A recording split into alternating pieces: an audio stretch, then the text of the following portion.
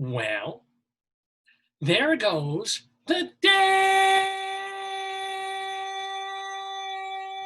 Daverhood. Good morning, everybody, and welcome to this. I mean, is there a better way to begin a Jewish holiday that I don't really celebrate than with this? This came. This happened. Yeah, I mean, this happens too. It's Sukkot. You sit in huts, you do stuff. But oh my God, look, this. I will explain. But you're watching Dave's Gone By. I'm so excited. I can't even say the name of the show. Dave's Gone By with me, Dave Lefkowitz, my darling and adorable wife who was good for tolerating what I do in my life, and every Saturday from 9 until noon or thereabouts, right here on this Facebook channel, Dave's Gone By. And as you can see, we ordered from eBay. I think it must have been eBay a couple of days ago. Thank you, sweetie. Oh my goodness, these came. I didn't know what this, there's no way to really bring it back and show you the full glory of what these things are. But if you watched the show last week, you know that I wanted to order this. I wanted to order a large inflatable Heinz ketchup bottle because, you know, potatoes care about this sort of thing. So I bid, and I underbid to buy one of these guys. And by the way, this is not like life size. I should show you here. Here's what they. Give me the music makers I need to. Oh, sure, absolutely. Hold on. Joyce also needs our sound effects because this is a tremendously important thing. So this is what they are. They're about 3 foot tall, and that. So here's the deal. Here's what happened. I bid, a certain amount, not a lot, on one of these that was up for auction. Let it go. I had to go to work. I couldn't go back and check on it, and somebody outbid me. I don't think you actually bid. Oh, I did bid. But what happened was I got a notification from eBay that I was almost immediately outbid, and I never saw it. So it went away. Bye-bye, farewell, it went away. But wouldn't you know that, like, the next day on eBay, they had not only the enormous inflatable bottle of Heinz ketchup that you see before you looming kind of like Donald Trump did over Hillary Clinton. Notice the luminosity of this bottle of Heinz ketchup, right?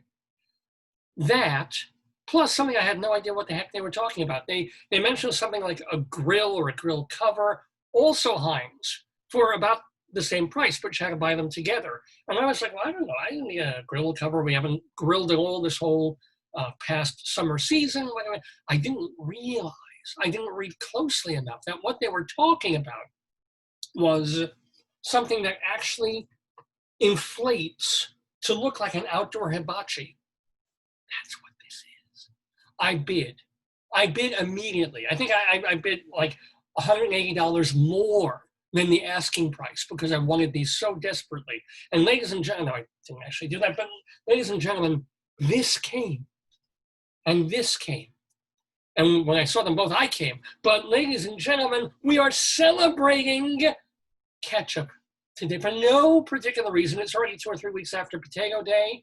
I don't know if there's such a thing as Tomato Day, but we have tomato there sitting on a non-Heinz ketchup because we like to be diverse. We like to be inclusive. But if we needed some joy this week, if we needed something positive to be happening in life, in the world, this particular week, besides me doing this show, besides me hosting Dave's Gone By every Saturday at 9 on this Facebook station, this Facebook channel, here it is. You don't need more than our president is in the hospital. Whatever you think of him, whatever you think of that, our president is in the hospital and his first lady is sick. The second wave of COVID is coming, right?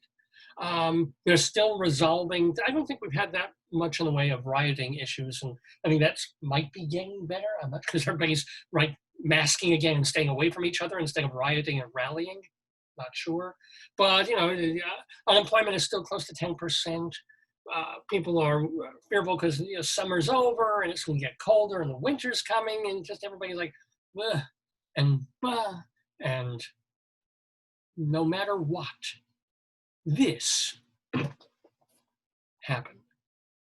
And let me tell you what's going to be happening on this episode of the Dave's Gone By Facebookio, Podcastio, Programmio of the stream that always begins like this. Good morning, good morning, good morning.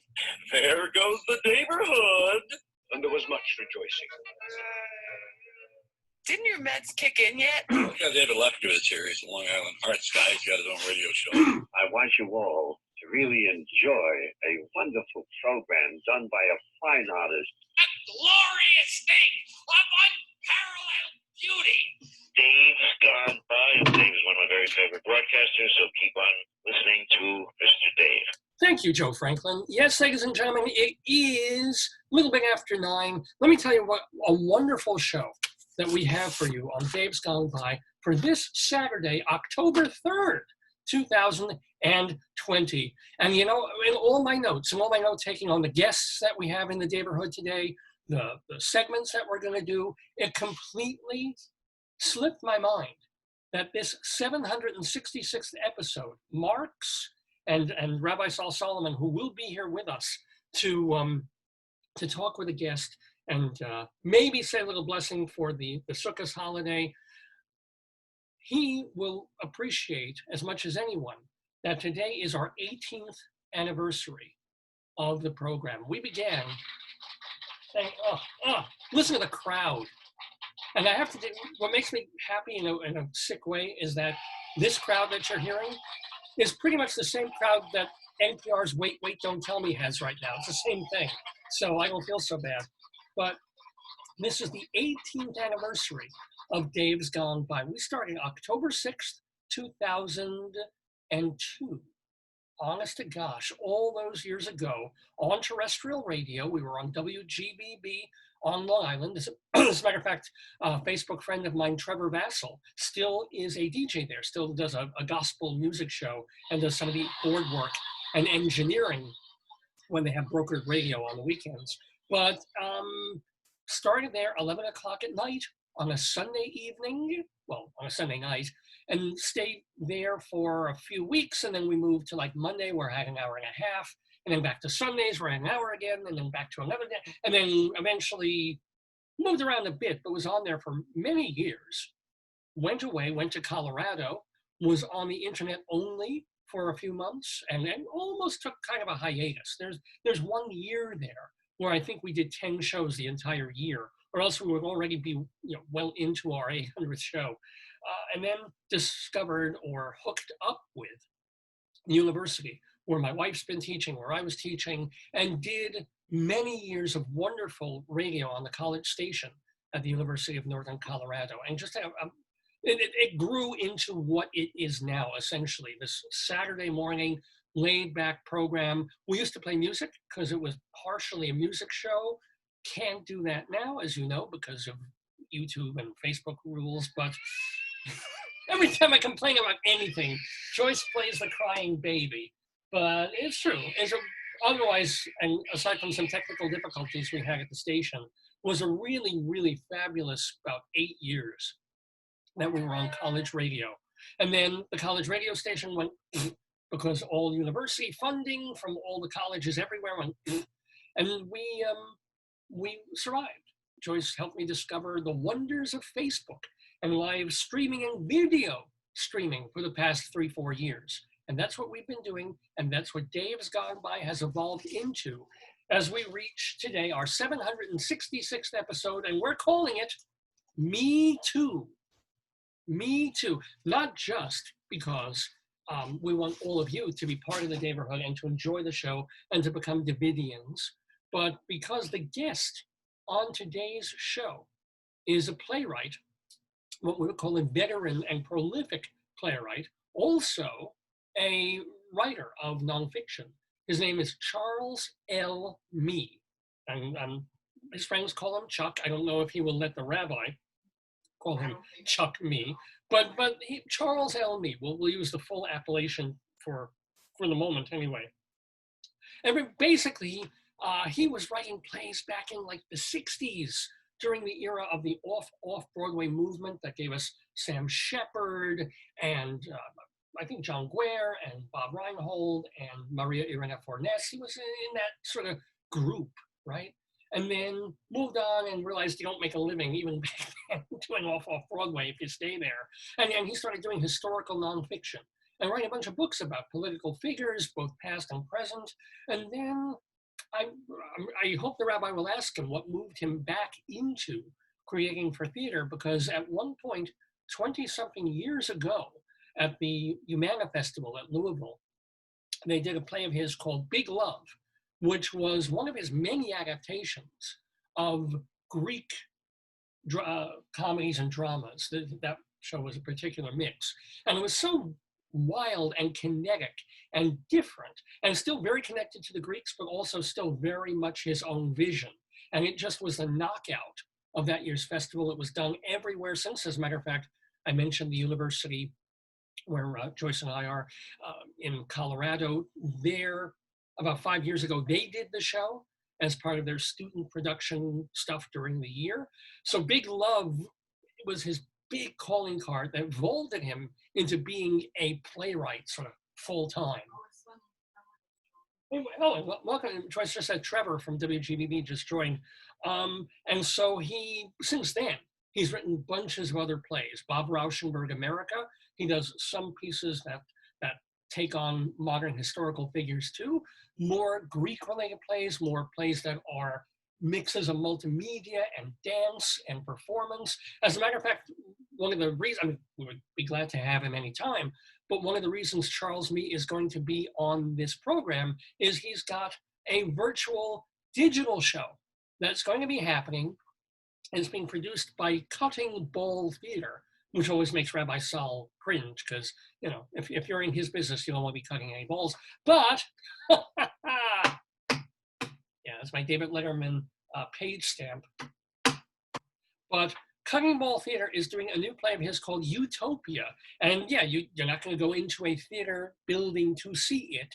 It will be done online, live. You can watch it and stream it later. Let me give you the info on that if I can find it. Here it is. It's October 16th through November 15th, 2020. I think you have to go to Cutting Ball's website to find it. I didn't make a note of the actual site.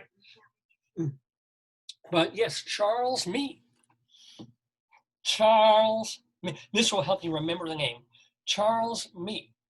Going to be in the Daverhood talking to the one, the only, the Jewish Rabbi Saul Solomon on today's episode of the Dave's Gone By Facebook Yo Podcast Yo Programmio of the stream. And this is really cool. I'm also a little envious of Rabbi Saul because I interviewed Charles Mee back in the day when Big Love was making its like New York and regional theater debuts when I was writing and editing for Playbill.com. So this is bringing it full circle. It's like saying, hey, what's happened in the 20 years since I talked to Charles Mee? We're going to find out on Dave's Gone By. Now, speaking of guests, we will also have the return, the big battle, the big match between Leslie Hoban Blake and David Sheward. They were last week our contestants in the Today, Yesterday trivia quiz. We're bringing them back because I don't want to cast aspersions, but maybe this will add a little tinder. Last week, David Sheward trounced Leslie Hoban Blake in our Today, Yesterday quiz. So she is itching, if you will. She is just hungry for revenge. So that'll be happening about 10 o'clock today, Eastern Time. We'll have the rematch of our Today, Yesterday quiz. Leslie Hoban Blake versus David Sheward. That'll be exciting, one hopes. We will also have, excuse me, our Colorado Limerick of the Damned, where we are going to go to Custer, Colorado. Custer, you named after you know who. And this is where every week I bring you a short poem, usually ribald and disgusting, all about a place in Colorado, because that's where Joyce and I were living. And today we go to Custer. And then, and Greeley Crimes and Old Times. We always love doing that segment. And if there is time, speaking of time, while I read the names of the folks who are watching the show, could I ask you very kindly, One more second. I gotta write one sure, more. no rush, to open up the dictionary, Dave's Big Dictionary, and flip to a random word. Joyce is going to open up this New World Webster's Dictionary from 40 years ago, flip and put her finger right down on a word. And my job will be to say or Oh my talk God. about, oh no, what word did you want? What? It's the word plunder. Plunder. I thought it said pluffer with my glasses. It says plunder. Pluffer would be difficult. Plunder, I think I could manage. Plunder. Plunder. That's a, oh, what a plunderful word. Let's see. I thought it said pluffer because Tom Bernier said I wouldn't mind having a fluffer for this show, if you know what I'm saying, but plunder. The word means, if I could read it, here we go. Wait, they're actually, you know, you were joking, but there is a word called plufter. Maybe that's what I hit because I read the word pluff. Wait a minute, you couldn't, hold on. Where the hell is plunder? Plunder. I'll show Oh, no, you. I'm sorry, no. It's an ink misprint or an inky problem with this book where it looks like plufter. It is the word plunder. Thank you. Yeah, no, hold on. Thank you, honey, for making me feel like not a dodo. No, here. I don't know if you can see. I'm going to hold this up to the screen right there. Because honestly, I thought there was a word called plufter, but it's plunder with an ink drop over the N. Yeah, what is up with that? It means to rob a person or a place by force, especially in warfare, to take property by force or fraud, for example, to steal, or the act of plundering, pillaging, or the goods taken by force or fraud. So plunder will be the word on today's episode of Dave's Gone By, our 766. So, babe, before we get to all those wonderful segments, and as we say hello to Michelle and Trevor and Gaylord and David and Also, we had Lisa. Bill. I added Oh, Lisa. I Lisa. have, for Yeah. some reason, I made a boo-boo. I did a public watch party and a private one, so I don't know what I'm doing. Oh, it's all right. Who, if you're tuned in, welcome and to Julie, you. Lisa and Julie, too. They're new. Welcome to Lisa and Julie. Is it our Lisa from Colorado? No. Oh, it's a different Lisa. It's Hello. Lisa. I said that Yeah. David, welcome to David and me, and I said Charles and me, and I said two critics face off in the contest. Write how to spell David's name. David who? Oh, David. Yeah, just write the name so I could. Oh, I'm sorry. Yes, of course. I'm good with it. Our guests will be David Sheward and Leslie Hoban Blake. Oh, also Julie. And welcome to Julie, all the Davidians watching the program. Yes. So, how was your week, babe? How you doing? It was good. Oh, and Peter. Just say Peter. Hey, we have a Peter watching. We have several Peters watching. I don't want to know. How are you doing? How's your week? Very good. I'm very good. I'm just very tired this week. Joy's very tired. Speaking of Peters, we did get to watch the movie version Oh, I of. loved it, David. What a good tell that.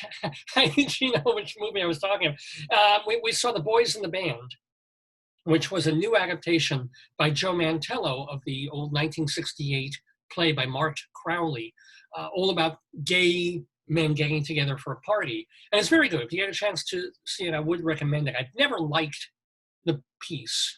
I saw the William Friedkin, probably when I was too young to watch it, but I saw the Bill Friedkin movie from 1970, and it just seemed really chaotic and not pleasant. And then saw an off-Broadway production of it decades back, and just felt like it's a lot of yakking and complaining, and everybody's nasty and vile and bitchy. And I'm like, I'm thrown into this room with these people I don't like for 2.5 hours. But this movie finds that balance. It's very good.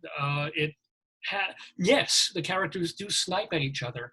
And the lead character, somewhat magically, he's been sober for a long time. He has one drink, one scotch, and suddenly he becomes the most horrible drunk you've ever seen, and then forces people to tell truths and do a game that they don't want to play. So that's a little hard to believe, but I think it's yeah. true. I think it's Yeah. like, I don't believe he was really drunk. I believe there's some people that they normally feel that way, but they're repressing it, and so they use alcohol, quote unquote, or anything to free themselves. Oh. So I think it was like a fake thing where he's like, now I've had a drink, you know how I am when I'm drunk. It just gives him an excuse to let loose. Oh, That was my. that's a great, I don't know. if that's that a was very true. cool insight. Because remember, one other character in there, the quote unquote, as he calls himself, the ugly pockmarked Jew character, Harold. He says at one point, "Oh, the revolution is beginning." The turning of this lead character from being like this buttoned up, nice guy, and he says, "Revolution complete." When this fellow has turned into a complete jerk. So I don't know. I was glad to see it.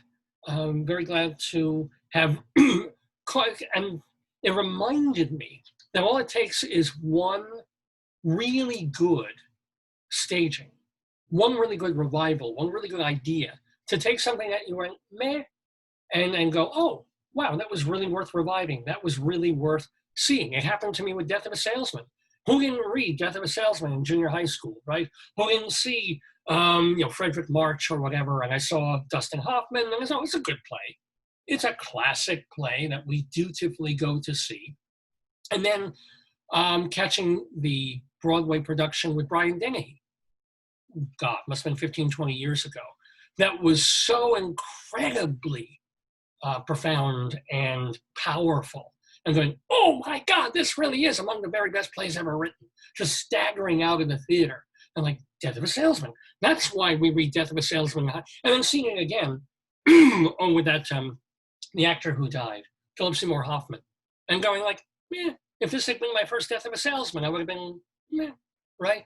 But you see the one. It was so well staged, David. I mean, especially for TV, sometimes it gets kitschy, but it was beautiful. Yeah, Joyce is talking about the Boys in the Band again, but seeing that version of Boys in the Band, Right, I'm sorry, David. I wonder how many plays that I've seen once that don't really get revived again, aren't revived again because that once was But meh. you know what? But David, I hate to say it, I think he ripped off Eugene O'Neill because he said his mom did drugs, his dad was an alcoholic. So it's very much like a Eugene O'Neill play. It's very much like Everyone rips off Eugene O'Neill. But it's like, I mean, the family drama, the small intimate group. It's I didn't think of that until you said it. but they do. They're all you can. And there are plays now that rip off Boys in the Band, if you think about it. They said that, but he said that was the compliment. It is. There wouldn't be an Angels in America if it wasn't for Boys in the Band. It's a very different plot. Miracle of Long John's did not rip off. Well, it ripped off Miracle of Long John's is a solo play that I did at fringe festivals and stuff. But that in some ways ripped off the first time a caveman stood up in front of the back wall of a cave and started to, Mastodon yesterday. He scared me so much I pulled my pants. Why are cavemen Russian? I don't know. I don't think that's... These are cavemen in the Ural Mountain. More Ugg, like Ugg. Oh, yeah, but Ugg, I can't translate Ugg for like, Scary. Scared. Yeah. Spooked. Yeah. And that would have been the caveman version of something of what I did. Do you think cavemen would have self-reflection to know that, like, they'd have that insight? I don't think cave people would have that insight. They were human. Think? They were human. The cavemen were, at some point, there was a caveman who was like Tesla. A caveman who said to himself in modern English, hey, big elephant, scary, yummy, take stick. Stick pokey, no hurt. Ooh, wait, I pick up stick from tree, sharp, hurt, blood. Me stick in elephant and plunder elephant. There we go. Some caveman among a million other cave people didn't. That was a beautiful play. That was moving.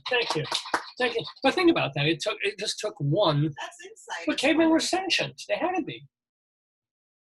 They don't, they're for most of the cavemen, I assume were like most, say, women in the 5 towns of Long Island, like, let me put a wig on and go shopping. But but there were some cavemen. Other cavemen were busy thinking about improving their lives.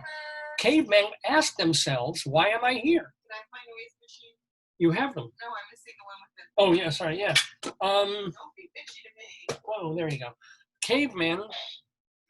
I have to think they didn't have the technology to have most of our lower level thinking already done for us, right? If I have a frozen piece of meat, I don't have to spend half my day of thinking how eat meat, how build fire, rub stick. It's like, oh, steak, throw it in the microwave. That's already done. So I, in 2020, can have higher level thinking and understanding. A caveman had to go through all of this stuff just to stay alive in order to then think, sky. Why sky blue? Oh, water also blue. Sky mirror to blue, or whatever went through a caveman's mind when he tried to puzzle out his world or her world, I don't know. I think about stuff like that sometimes. Listen, the stuff I wanted to talk about, what do I have listed? Hey, hon, guess who got coronavirus this week? Guess who got sick with a hoax disease? You know what they say? Don't tempt fate, right? Like, you can't. I saw a Facebook post. I don't look at the Facebook, but somebody said 200,000 people are dead and one person gets it and everybody's scared. Yeah, that's it's like the person put like emoji of them like putting their hands up, like one of those caricature things. Yeah. I don't know. I don't want anyone to get sick, but I think like if you're a public figure, most public figures get tested like once a week. Oh, he was tested constantly. Yeah. 2 days earlier, he probably didn't have it. I wonder though if he had it really trying to give it to Biden and the people. Like I said, I was saying to your family, like when he went on the TV, they do hair, makeup. Yeah. They do the mic, like people are touching him close. At that point, I'm sure. But even then, like you don't know what he's shedding. I mean, like hair and makeup, they have to do makeup with your mask off, right? I mean, I don't know. God. Like that's what it scares me because all those people who fixed him for the fight or whatever. Yeah. That's dangerous. The vice presidents are going to be 12 feet apart. Right. Well, that makes sense. I mean, ugh. Yeah. I mean, again, all the makeup people and the hairstyling people would have been wearing masks. We don't know, David. Like, was there like, from his nose, like, jub from the nose or sweat? Like, you don't know what they're, and the hair, like, they're in close. I mean, that's like. That's a really good. That is by the way, we didn't even say who it was. In case you haven't heard, in case you've been living under a rock, President Trump and his wife Melania both have coronavirus. He's the kid, the prince or whatever, Baron or. I don't think they're talking about the kids. Maybe they're healthy. He's in a boarding school. Yeah, but what was really funny is not funny. The day before, this is what I was thinking, man. Before Melania caught it, is that the first person they mentioned was neither of them. It was Hope Hicks. 2 days ago, that sexy mama Hope Hicks, she caught it. And then they mentioned he caught it, and I'm like, uh-huh. No, and she's been traveling with the president. They did not mention he caught it. He tweeted at 1 a.m. That's right, yeah. You should not tweet at 1 a.m. for the president. Which means that you apparently can't get COVID just by getting something on these two fingers, if you know what I'm saying. But it was kind of, in some ways, it was a little bit heartening that Melania got it too.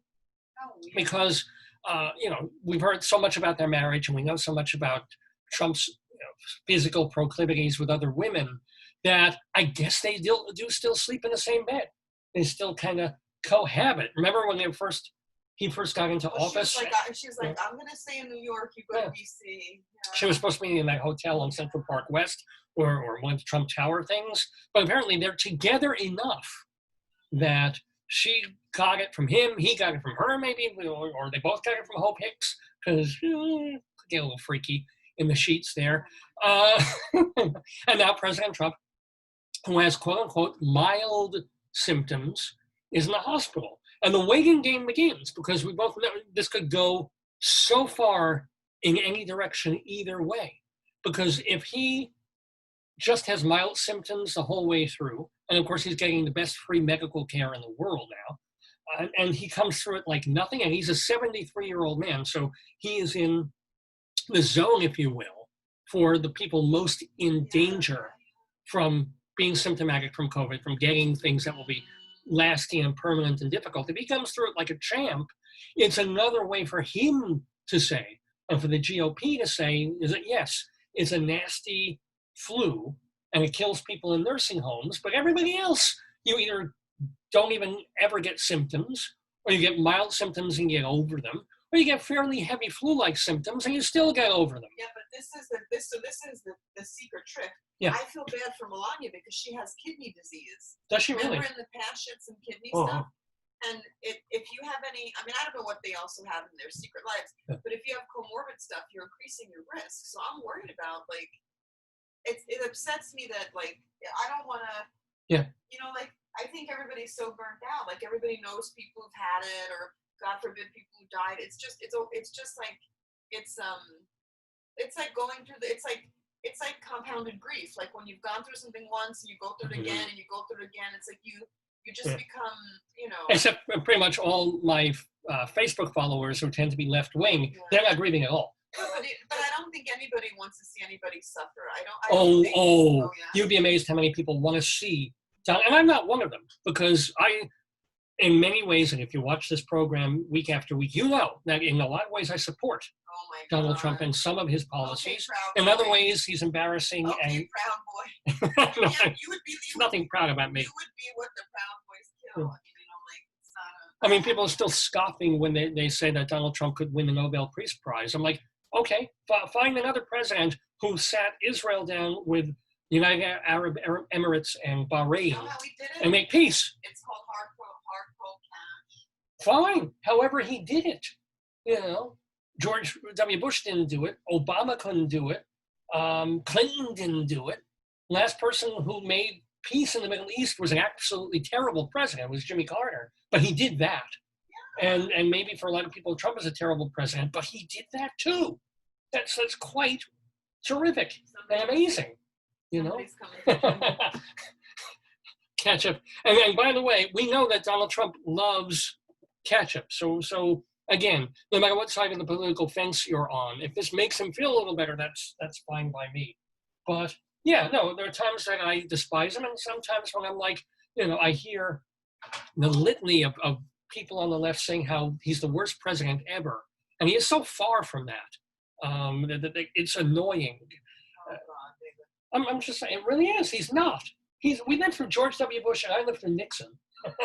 He is not the worst, and Carter. He's not the worst president ever, let alone in my lifetime. I think you bring up a point that it depends on your age and your perspective, right? Yeah. There's someone who was born in like 1813. Let me tell you about William Henry Harrison. Yeah, oh my God, Buchanan! Oh, this Trump guy, he got nothing on Buchanan. Oh, my. That was actually true. I did hear that. But here's the deal. It's like, but what could go either way is the sense of if Trump gets over it easily, and his family does, right? Or I don't think so. He's been airlifted to the hospital. He's been airlifted? He was airlifted in a helicopter. That's over precaution, for goodness sakes. I mean, if he's having some breathing trouble, I get that. You know, although if you're going up high in a thing and you have breathing trouble, not the best idea. Listen, you don't go to a hospital unless you need oxygen. If you're the president? I don't know. They could make a hospital. They probably have a hospital within the White House, I would think. Yeah, I'm sure they do. Think that in the White House they would have a...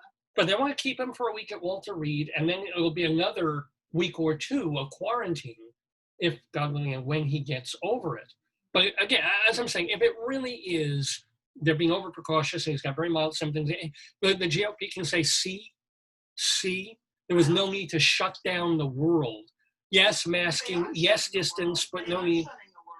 But the Democrats will say, if he does get sick, or if Melania gets seriously ill from this, and goes through, I don't ventilator stuff, but is like a horrible thing. They hid that Roosevelt was in the wheelchair, right? So, like, I mean, you know. But you can't hide it anymore. This is not 1930s. What was the baby, Kim Jong-il, the baby who was missing for like weeks? Oh, yeah. You know, so sometimes, like, you can hide stuff, even with social media. Well, and there are also, and because we live in the QAnon era, there are so many conspiracy theories about Trump is making this up so that he can make believe that he's sick and then get over it so easily and come back and say, see, COVID is a big nothing. You know, 200,000 people rise out of your graves and show us how well you're doing. Don't say that. Oh, jeepers. Yeah, that would be, well, that's one, I don't know if you heard that beeping outside. That's one of the dead people. So, yeah, we're going to see. I mean, all we can do, of course, week after week during this crazy time is see, and we got word at work Friday and Thursday, and I work in a school district that our superintendent is still very much playing. This is before the news broke about President Trump. And he said, yes, in 2 weeks after Columbus Day, the week after that, we're going to bring our kids back 5 days a week, right? Because now we're on this insane schedule of the kids are learning all at home on Monday, and some coming on Tuesday, and the rest coming on Wednesday. But if they're exposed, they have to quarantine at home, right? Well, yeah, I mean, and these come back on Thursday, and these come back on Friday. So we've had this crazy schedule, and then the schedule is going to get even crazier, and when everybody starts coming back, like 5 days a week, and then of course we who are in the support tech staff, if you will. I have to say this: the day that the children go back, there's going to be massive parental partying all across New York. It's going to be one parent fiesta. And quite honestly, I'm not sure how they're going to do it because I don't think they're going to bring every single student back on Mondays. They couldn't. But then how do they work it? Because they've got A days and B days, or half coming A, half coming. Which one's Monday? There's all D days. Yeah, that's right. So, and it's just going to be a further mess. And this was announced like a day or two. The superintendent was very firm about kids belong in school. They belong in school. They're not going to get sick. The fear is that they stopped the ACT and SAT. A lot of people are afraid, like, how are the kids, even the kids who do well online, how are they going to pass standardized testing?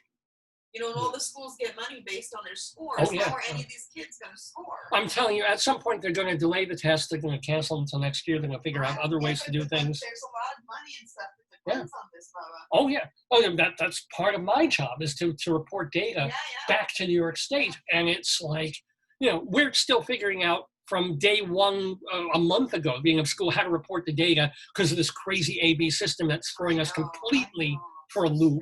And every time we think we get something right, we end up screwing up 2 other things. And now, when the whole schedule will change in 2 weeks, it's like, but I wonder if our superintendent will rethink, A, as God forbid we start getting a second wave, and B, when the President of the United States gets this disease. I don't think so. I think there's some pressure. I think it's like universities want to go back because they want the money for the you know, for the food and for the. I think that, you know, it's like I was telling your mom, like, what happens if you don't have anybody to help you with your kids and you have a job? And if you don't have a job where you're lucky enough to be virtual and you got to haul yourself in, what do you do with your kids? You know, where are you going to put the kids? Husband and wife have to work to make a living. So they've been dealing with this since March, though. They've figured out a way. But, you know, it's like, you know, the longer you have a situation, the more pressure. So, yeah. I could see it. I don't know. I mean, I don't know. But I'm saying don't change horses in midstream. Yeah. I'm like, if we're settled into this system of remote Monday, Tuesday this, Wednesday that, Thursday this, Friday that. Even the parents, and I know parents who have PhDs. I mean, these are smart, like super smart, well-trained, you know, multitaskers. And they're driving Ubers, And they can't get the schedule right. Oh, yeah. So if you have more than one kid on different schedules, one of my students had 2 kids, 1 computer. She has 1 computer in the house that'll handle the software. How do you get your both kids on 1 computer at the same time? Yeah. And you put the kid on the phone? I mean, how are you going to thank goodness we're in the kind of school district where part of the thing was every kid took home either an iPad from the school property, or if they're in 6th grade, a Chromebook. So that we made sure that every kid got a device. I think that's great. So that's kind of smart, kind of neat. Yeah. Anyway, but talking, you know, the funny part is maybe Trump wanted to catch this disease just so people would stop talking about his tax returns. I wonder, though, like, of the people who say, like, he's faking, that's interesting. No, I didn't hear that. That's you hear every possible theory that you could. Let me look onto Facebook and see what the people say. If you see the cover of Abbey Road, you see that Donald Trump is walking barefoot with the other Beatles. Really? You know, there is this thing. There's backmasking going on, and that, in fact, Ringo is Donald Trump, and Donald Trump is being played by Pete Townsend of The Who. It's a very, very strange conspiracy theory that they have going on. It could be true. You would never 100% know. But the whole, I don't know, this whole Trump taxes thing for me that was a tempest in a teapot anyway, although they tried to make it like a media volcano. He paid $750 in taxes in this year, for the year. Oh my God. $750 in taxes. David, I'm going to get depressed. And I'm saying this is not news. Donald Trump, when he was running for president, told everyone, I don't know if this was his quote, of like the only idiots pay taxes. It was. And he said, it's like, look, I got lawyers. I know how to play the system. I have an accountant. I have a team of accountants and attorneys, right? They know how legally to take money and keep as much of it as I can and give just the tiniest amount that the government demands. So if I can declare a loss of $10 million for the year and pay just a couple of fees to file taxes and a couple of $100 for the money I did make, I'm going to do that. And while it sucks, and while I look at the level of taxes that Joyce and I pay every year as joint filers, it's going to be kind of, because we're working 2 jobs and I'm making a little more money at the job I have now, we're going to be paying more. It's like, and compared to what I pay, compared to what he paid for 1 year, paid nothing the next year. But I don't just do the quick filing. We pay a guy like $250 a year to go through our taxes because we're in 2 different states, right? And he hides. Well, he doesn't hide. I don't have a shell corporation in the middle of the Seychelles Islands. Yeah. Well, I wish I had money to hide. Let me tell you, don't. And now I'm trying to figure out how much withholding I should have for this current job that I've got, because it's just nuts, right? And going through, and Donald Trump said a couple $100 for that bad year I had when I still had forget gold-plated toilets, when I was still sitting on gold toilets and flying on my own airline and doing this. No, I'm saying Trump. And in years when he took multi-million-dollar losses. I used to live with someone who went to Rockefeller University, so I lived right near his heliport, and I'd see him in Ivana. No, what's the first one? Ivanka. Yeah. I'd see the whole family crouching down and going to the heliport, and I just remember looking at it and going like, oh my God, like. If you want to get to the Upper West Side and you don't want to take a cab, you hop in your heliport. You hop in your heliport. And that may have been one of the years when he declared a loss and didn't have to pay any taxes. But again, he didn't, if we didn't do this, however, for people, and let's leave aside pandemic times, if we didn't do this for corporations and we didn't do this for people, there wouldn't be any off-Broadway. There wouldn't be any museums or opera houses, because these things are funded half the time by begging corporations, look, if you give this much for charity, if you take this much towards tax deduction, and it's tax deductible, you won't have to pay it at the end of the year. So of course they're going to take a certain percentage and do this with it. David, how come you become an accountant? No, I mean, I don't know. I'm just saying. I feel like we're doing accounting. The rules are there, and if Trump didn't have to pay, why should he? Like when Joyce and I, years ago, we bought a house on Long Island together. We were living, we just got married. Forget that. No, I'm sorry. When we bought a house in Colorado, we were renting a house for a few months in Colorado, right? And then we said, okay, we want a place of our own. We're staying. The job's good. The thing's good. We love Colorado. Let's stay here. And so we go looking for a house, and we're thinking, what's a good time to buy? Should we? Shouldn't we? And it was the middle, or towards the middle of the George W. Bush recession, but Obama was in office. And Obama, bless him a million times. Well, my mom told us, said, And her mother mentioned, there's this thing where if you're a first-time home buyer, you get like $8,000 or maybe $10,000 back from the government if you buy a house. But this is not your first house, it's your second house. Obama is giving back $6,500 to people who buy their second home, right? I mean, you've sold another home. You're buying a home for the second time in your life. And so that was like a deciding factor. We looked at a place, we thought it was lovely, the neighborhood was great, it was close to school, and we're like, you know what, let's do this. And now, of course, you're dickering with the owners of the place over the cost of the house. And it was a certain amount, And we looked at each other, and we knew that the sellers knew. Yeah. It's like, you know what? We're going to get back $6,500 on the price of this house. We have to pay when there was like a $2,000 difference. It's not like New York where everything's over $10 million. Colorado, like New York, you constantly debate over house prices.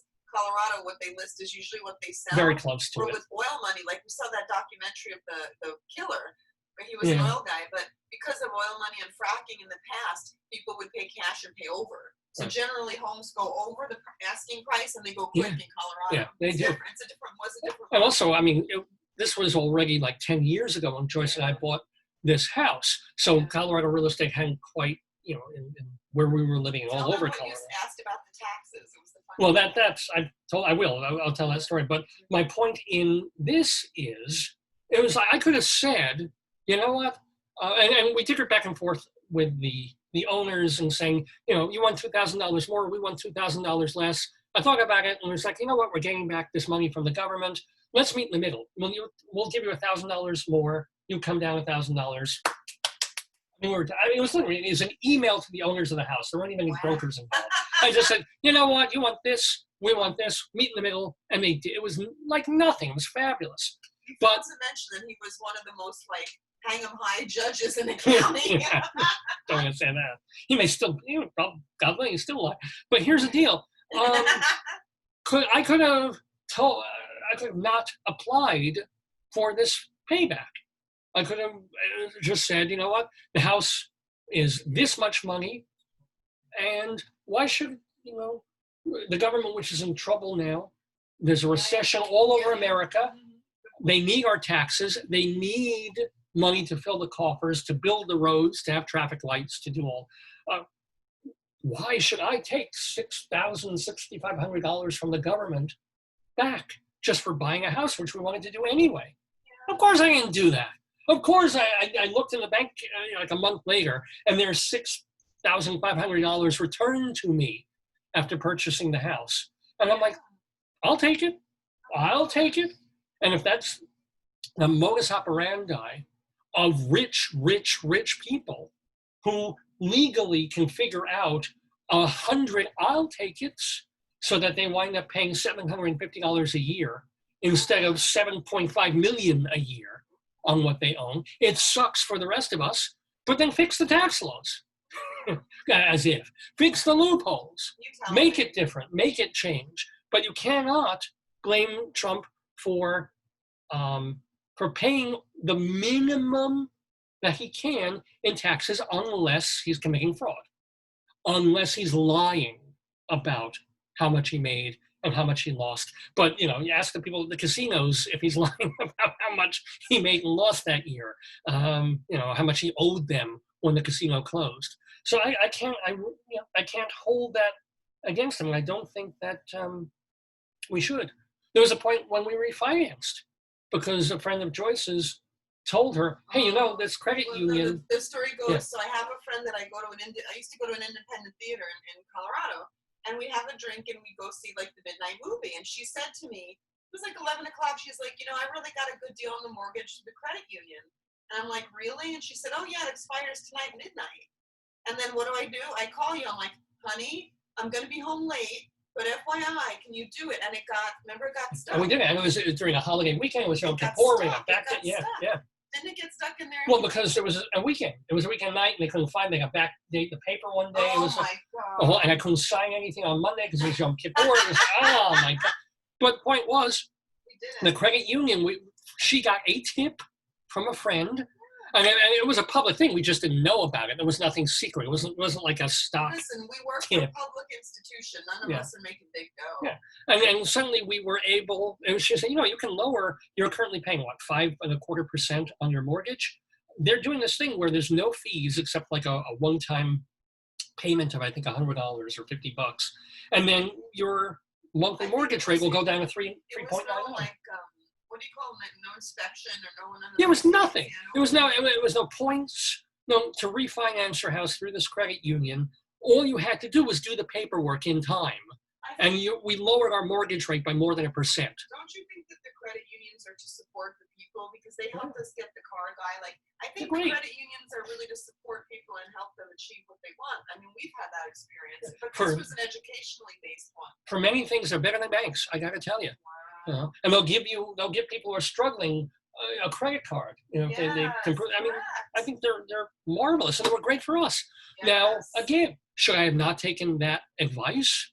Should I have just said, all right, I'm going to leave our mortgage at 5.25%? No. I was like, hey, we can do almost nothing and lower our monthly mortgage cost. Well, you know why? Sure. Because the joke was my colleague also had a condo or co-op, and she said to a townhouse, and she said, here's the rate I'm going to get, and here's how much I'll make over the lifetime of the mortgage. I was like, she was just a smart woman. Yeah. She explained it in a way that was so tantalizing. I was like, oh my God. We went from a 30-year mortgage to a 15 and barely paid, especially because we lowered our rate. And I will do it. If you tell me these kinds of things and I can do them, I will do. So would you. So would anybody. So that's why I was all set to talk all about this tax stuff, and then another piece of the world imploded this week. But I do want to talk a little bit more about the implosion of the world. You're on with Heshy, Boomy, and Soya. Anybody? Because that was the other thing. I can't wait to see the next edition of this guy, and I hate to say this, Orthodox Jewish gadfly named Heshy Tischler. He's an entertainer. He's kind of like me. He has a weekly radio show, Facebook cast, YouTube cast. He's there with this shrew of a woman. I think it's his wife, and also this friend of his, who is actually a really good radio voice guy, and is much more to the middle. They're all right wing. They're all pretty far right, as the Orthodox would be. Although Heshy is to hear, his male friends to hear, the wife is screaming to hear, but they get on. And the only reason I know about this guy, and the world did, is that he did something stupid to go viral. So he went to like a press conference in Brooklyn in the park, and he's just been livid, apparently, about the whole social distancing thing and the shutting down of businesses thing. He is, by the way, a politician in some district in Brooklyn near Borough Park. No, I think he wants to be. He's not. He's run and he's lost. He owns like a company that gets like violations on. Yeah, he does legal stuff. He's not an idiot. Well, kind of an idiot, but he's not an idiot in certain things. And he's also one of these people who's bulldog-like, of like, this has to be signed, I'll get it signed. And then it has to be signed by this person, and then go to this building, I'll do that. I'll spend my day going from this to this to make sure it gets done, right? Not everybody has that sort of, I'm not like that. I'm like, what? I need another signature, I'll put it off till next week. Yeah, he's that kind of person who will be like, why is there a padlock on this park where children go play? Because children are not going to get the disease at all or that bad. So let's take the padlock off. I didn't break it. I didn't cut it. I just unlocked it. It's not broken. I'm not rioting. I'm not doing this. So, but he goes to this press conference, and this was in the New York Post, and it went viral. And he's no mask in the middle of the park with all these cameramen and news people are there. And he's shouting at them. And he's saying that the whole distancing thing and shutting down things is a lie. And you can see he's this big fat guy. And the spittle, worse than me, they're flying around. And literally, one of the news people is just holding a mask out to him. Can you just put this on? You can scream, but just put this on. Say, I'm not putting that on. This is America. And then they go on the air, and it's like, they feel that New York is completely going to hell. They despise de Blasio. They call him de Bozo. A lot of New Yorkers hate de Blasio, but these guys are off the map because he thinks he's been destroying New York and destroying New York businesses for his own political gain and purposes. So that's what they do on the air when he's not kind of being funny and kind of being very personable and fast talking and amusing, which is what makes his show watchable. He's like this Orthodox Jewish whiny Limbaugh type. But it's just to hear him rail against closing things down and shutting things down, how great Donald Trump is. And of course, he's going to get, because he's political, he'll get the people, the phone callers who come in. There's one guy. Tell him about the honey. Well, that was the thing. This one guy who called in said, And then they were talking about Ruth Bader Ginsburg, who they hated because she was left-wing. And this Orthodox Jewish guy, and turns out another guy named Heshy, swear to God, calls on the phone and says, oh, we took the stickers of pro-Donald Trump stickers, and we know that the BLM is going to take them down. We know the Antifa is going to come and get them and take them down. So we took the stickers and we covered them with a mix of honey and urine. And we put this on. And even Heshy listens to this on the broadcast and he goes, okay, yeah, we're keeping the show G-rated, and kind of gets him gently off the phone. But I'm telling you, that is the guy who showed up at the rally where Heshy was fulminating and spitting. And he's the one who mentioned the N-word. And because you've got right and you've got but there's also a category called just completely unmedicated crazy. That's like yeah. So you're on with Heshy, Bumi, and Soya. It is the Dave's Gone By Facebookio, Podcastio, Programmio of the Stream live on this Saturday, October 3rd, 2020. We're calling the episode Mee Too in honor of our upcoming guest, Charles Mee, who is joining us in the Daverhood in a little less than an hour. We'll also have our Dave's Big Dictionary segment, and where the word will be, what was it? It was something. Oh, plunder. That was the word. It was pluffer. We thought pluffer. Pluffer and plufter. I don't think pluffer's a word. I hope. Actually, it's a beautiful word. It should be. It's like a pluffer fish, huh? And our Colorado Limerick of the Damned, where we go to Custer and Greeley Crimes and Old Times. But before all then, it is going to be trivial among us because we're going to be doing our Dave's Gone By Today, Yesterday quiz. So we have one of our contestants has joined us. His name is David Sheward. He is the former president of the Drama Desk, the Theater Critics Organization in New York. It always looks like you're lying back in a hospital bed, but you're sitting comfortably in a chair. I'm just relaxing. I'm realizing I've got too much sun there. Let me move over. There we go. And we're waiting for your co-contestant, Leslie Hoban Blake, to join us as well. So, let me just check. Is my phone? My phone's here. I want to make sure she can call in. And, nope, we're waiting for Leslie. So how was your week, David? How you doing? Okay. Let's see. It's I teach in a high school in New York. We started having students come in this week. It's been very strange. Yeah. What is it like? Because I don't deal with kids. I work in the school district back end admin area. What is it like in a classroom now? You froze. You still there? So weird. It's weird. We have, it's like everyone has a mask, and there are no more than 6 or 7 kids, and they're sort of spread out. So wait, 6 or 7? And so far it's been, sorry? 6 or, in the entire classroom, which would probably see about 30 or 40, you have 6 or 7 students at a time. Right. Yeah, wow. Okay. Well, do you like that? Is it kind of neat? You can keep order a lot easier, I'll bet. Yes. So yeah, there is that. But it's very strange. It's very strange. But what I don't understand is what's happening with the other 25 kids who aren't there. Are they home watching on TV or what? Well, depending on if their parents have elected to be all remote, they are all remote. And they are either taught by separate teachers who are just doing remote, who themselves are at home, or another teacher in the building is teaching them all remote, if they've elected to be all remote. If they are students who have elected to, it's a rotation. The ones that everyone says we can come in, that group is divided into 3. So 1/3 of them comes in on one day, and the other 2/3 are at home getting lessons online. We post something online. We post the lesson online, and they're supposed to do it and submit it, while the other 1/3 is getting it live. Wow. So it's amazing that they don't hire more teachers to do, because it sounds like we need more people. That's the problem.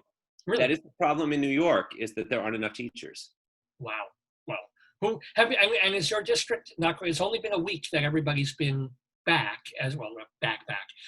Any incidences? Does everybody stay healthy?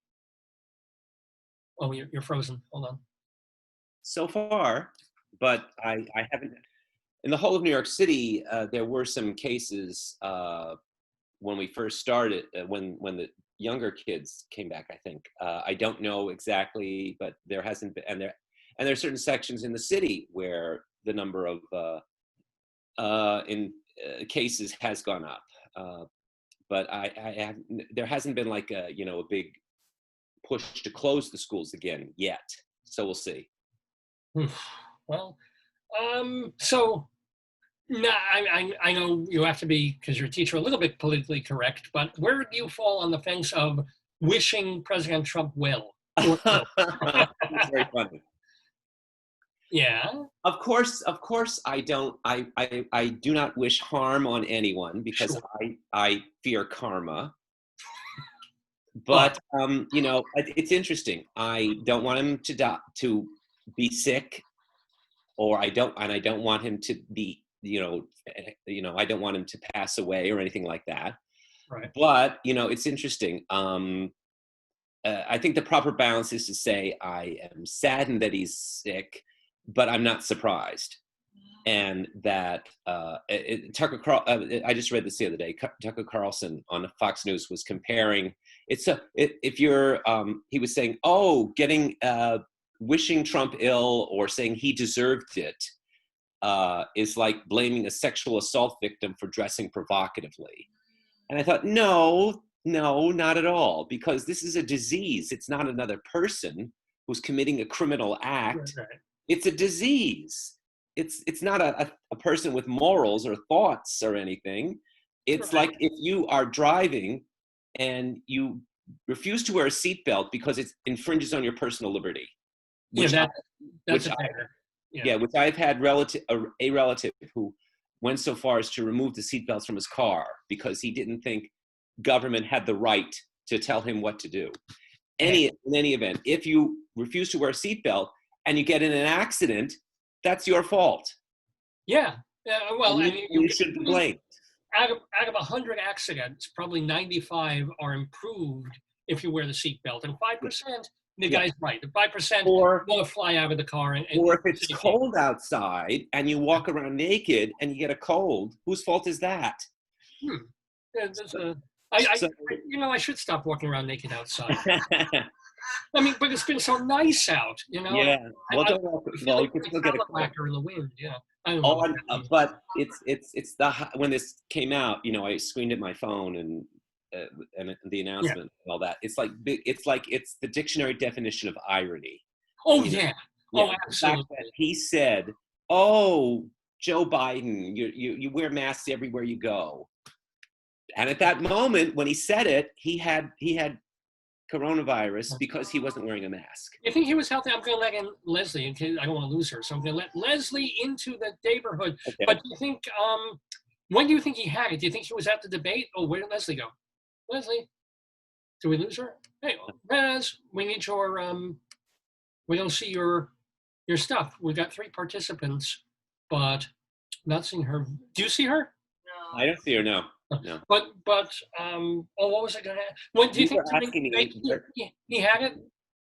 It looks like, from what I understand, and this is just in what I've seen online and what I've looked at, the event where a lot of these people got it was at the Rose Garden event where they were introducing Amy Coney Barrett, right. Or as I like to call her, Serena Joy from The Handmaid's Tale. Yeah.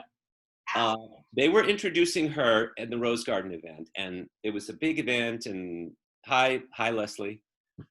Now I see her box. There we go. You see her box. Leslie, you guys are going naked. I'll tell you. Touch that line. Good morning. Wait, we lost your video. Hold on. Here we are. Good morning. Good morning. It's like the middle of the night. It doesn't feel like morning at all. How you doing, Leslie? I'm okay. You guys have to work, so this is your day off. This isn't even my day off, How do you, wait. Oh, what? Well, it's Saturday. I don't work, so I'm at home. Well, you guys have to go to work in one way or another, right? So yeah. Saturday is your day off. Yeah. I was just making it. It's just another day for you. So Leslie, have you stayed healthy? Are you? Yeah. I'm on a 24-hour cycle and a bicycle at the same time. So how are you feeling? Are you, because I check with everybody. How you feeling? Right now, knock wood, I'm fine, you know. Well, good. So I asked David, and I'll ask you this question too. Are you gloating? No, are you grieving? no, I don't. No. I think that's it. I don't wish anybody to be sick. That's not the same thing as losing an election. Same thing. No, Right. I can't gloat about this. I feel terrible. I hope that he survives. I hope that, I mean, I don't want him in office, but that's a totally different issue. You know, I don't wish anyone to be ill with this. It's a terrible disease, and I don't think it's, I mean, obviously he's getting a level of care that no one else in the world is going to get. And we'll find out whether that helps or not, you know? But you're getting a lot of, they love the ketchup. Oh, a lot of people, we're getting, by the way, a lot of love. People are writing in to say how much they love the ketchup. Oh, yeah. Yes, I see. Yes. It's the most Hello. wonderful thing ever. Yes. Where did it come from? And we have the grill. So, Where did it come from? Here, look. We even have the grill that goes with it. It's a blow-up inflatable Heinz grill. Did someone give you this, or did you find it on your own? Someone gave it to me. I brought a kitten. I don't have. I brought a kitten today. That's. Yeah. Oh, there's Pig. What's the name of Pig? No, this is not a. Oh, that's Pig. Yeah, that's. Hi, Pig. Hi, Pig. And what's the name of kitten? It was Ardell Stryker's kitten, so I call it Ardell. You remember Ardell Stryker from the Blue Heron? That the Blue Heron Theater Company. Ardell, she was the When artist. she was ill, I gave her this in the hospital, and her husband told me to take it home, so I did. So this is Ardell. Did she survive? No, she did not. No. By the way, Joyce wants to know. Hello, Joyce says hi to both of you. Dave, what is on the pig's belly? It says "squeeze me." Oh, does it make a noise or something? Does it do anything? It just says it goes. Dave wants one of those. I do. But Dave wants to put it on the grill, so don't let him have it. Actually, they should have a similar button just on Mitch McConnell, just squealing like, "I'm a pig." Yes, that's very funny. By the way, happy Sukkot. Is that the correct thing to say? It is. Now, what is that? Oh, that's vegetables? Okay. No, it's an etrog and a lulav. What kind of Jew are you? I'm a half a Jew. I don't know all of it. Oh, and it comes off? It does. See, it's a lemon-like citrus fruit that you smell and do stuff to on Sukkot. This goes actually into the rabbi's ass. And then it stays there throughout the service. And then I know, it's a lot, David, I know. I was thinking that, but I wasn't going to say anything. You know. Well, there it is. They do prayers over this, and they stay in this is our little sukkah home. Oh, by the way, you mentioned Mitch McConnell. Doesn't he look like Irene Ryan on the Beverly Hillbillies? Oh, and you know the funny part. Jed, you ain't going to pass that legislation, Jed. David should get 2 points for that, definitely. So we have to get. We've been to Louisville, David. We've been to Louisville. We know exactly where this man comes from, and it ain't. Yeah, but we were in a situation of the Louisville theater complex where everybody's liberal and cool and normal. Well, the city of Louisville is, it's in most southern states, the big metropolitan cities are more blue, and they're different from the rest of the state. But even so, even though it's sort of like, quote, the big, because it has the racetrack and it has the theater, it's a little bitty town, when you're not in New York, you're not anywhere. I'm sorry, I'll say it out loud, I did like it. It was a nice city. Yeah, no, it was pleasant. They were nice to us. I had nothing, And interestingly, that of all things, Louisville, I just want to give a promo here, that our guest coming up at 11 is the playwright Charles Mee, who vaulted to another level in American theater because his play Big Love was done at ATL in Louisville. Oh, we saw it. Didn't you see it, Dave? I saw it at Signature. Oh, you saw it? No, I saw the original. I interviewed Chuck down at Louisville. He won't remember. Yeah, his nickname is Chuck. He won't remember, but I did. Well, because they were on that. Yeah. In Louisville, when you're interviewing people, they're on that thing like movie stars on a press conference. You know, they sit in a room and you come in, and then another writer comes in, and then another writer comes in. Yeah. So I don't think anybody remembers anybody. Yeah. But, Yeah. Well, but didn't we you have, say last week that you were neighbors, or was that? we were neighbors. I got married. My parents bought a house, and I lived there for a year or two, and then I left. So Right. I didn't really get to know him. They knew him very well. He knew my mom very well. Got it. And Well, I think anyway. his wife and my mom didn't get along, but you know, that's another story. That was his ex-wife anyway, so. Such complications. Stories we can tell, right? We don't have that much time for stories because we've got a half an hour to do the today's quiz report. Okay. Charles. Okay. So the Okay. first thing we're going to do, like Is that because not much happened on October 3rd, or just because you need to get moving? is a pretty happening day, and I want to allow some time for conversation during because sometimes you guys get into it, and there's some fun to be. I hope there's some fun to be had. So when we do have like our usual 10 questions plus a tiebreaker. Okay. Questions are worth 2 points apiece, and as a matter of fact, I'm going to ask you to do the roll a die thing. Let me make sure I can do this properly with it. Oh, there's the wrong. Well, I always do the same number. Hold on. I always take 6, so you can, David, you can take whatever you I want. don't even remember what I said last week, so. You were below. I don't remember what it was, but it was under 6. So do you want me to pick a number? Yeah, please do, Dan. 1 to 10. I'll pick 3. No, 1 to 6. I think that's what you picked last time, as a matter of fact. I So will pick 3. you could just write our numbers down, David. We're pretty, Dave. So We're 3 and pretty. 6, 3 from David and 6 from Leslie. What I'm That's doing, it.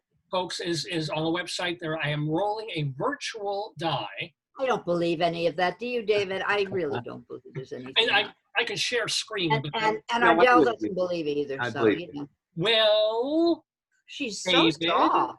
Oh. Yeah. who won the roll? The die came up number 3. Yeah. Whoa! Well, he got first roll last time too. Yay! Okay. That I means think the you have- 6 is in. you get to decide. You have the option of whether you want to go first or second. I will go first. So David will go first for the first question. So that's as random as we can make it to make this fair. Okay. So to tell the folks at home how this works is we're going to read the question. Each one gets a chance to answer. The questions are worth 2 points. They get it wrong, it's worth 0 points, but the other contestant gets a chance to steal and take those 2 points. So are you guys ready? Yes. Eddie. And all of these questions involve events in world history that happened on October 3rd, because this is October 3rd. The year 1712. Okay. The Duke of Montrose sent out an arrest warrant today for this Scottish cattle herder and rustler and extortioner, who nonetheless became a folk hero when he was alive and immortalized later on when he was fictionalized by Sir Walter Scott. Who was this outlaw? And by the way, wait a moment before answering questions because I want to give people at home the chance to answer. This question is for David, and I will read it again, but I'm also going to go get a pen. I'll be right there. Okay. I mean, I think I know. I'm not going to say, but I think I know. I'll read it again. I'll read the question again.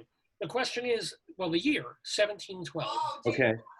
I'm going to check because one of our gallery people. I think I know. It gives the ketchup bottle quite a presence when you're not there. Yes. We have that, aren't they? We have one answer from the gallery. I'm not going to say whether it's correct or not, but That's ketchup away from me.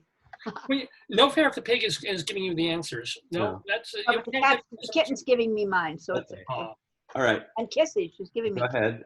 The Duke of Montrose sent an arrest warrant out today, October 3rd, 1712, for this Scottish cattle herder and rustler and extortioner, who nonetheless became a folk hero when he was alive and immortalized when he was later fictionalized by Sir Walter Scott. Who was this outlaw? Don't say it yet, because we also have another. I have 2 thoughts, David, actually. Actually, we did get from the people watching at home, Lin-Manuel Noriega. That is not the correct answer. No, it's Lin-Manuel Mac Noriega. All right. Can I say what I think? My guess? Yes. I'm going to do the countdown. Hold on. Okay. And the answer from David is? I think it's Ivanhoe. Is the answer Ivanhoe? No, it's Ivanhoe. Leslie, you get a chance to steal for 2 points.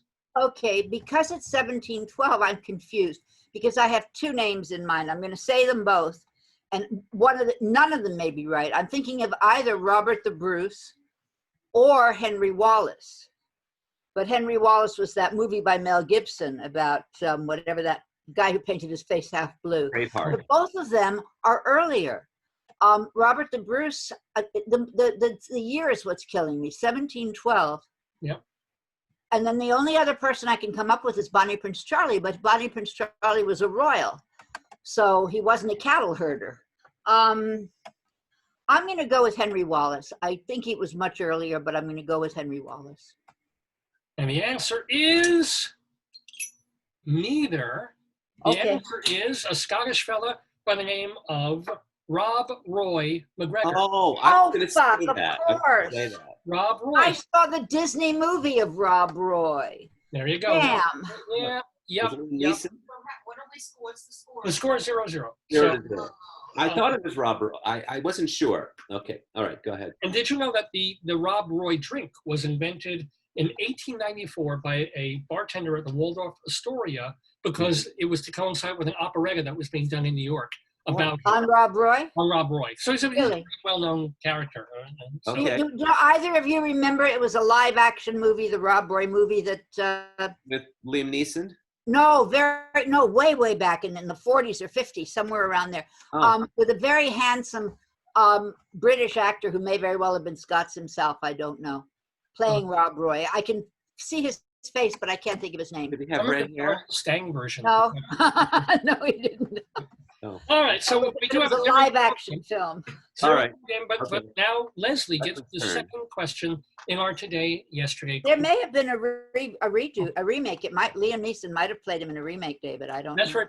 I would have to wiki or Google to find it. Yes, well, we're not allowed to do that while we're on the air, so let's go. I just don't have time. I can't. I certainly can't Google for the answer. Well, you have somebody over there to your left who could.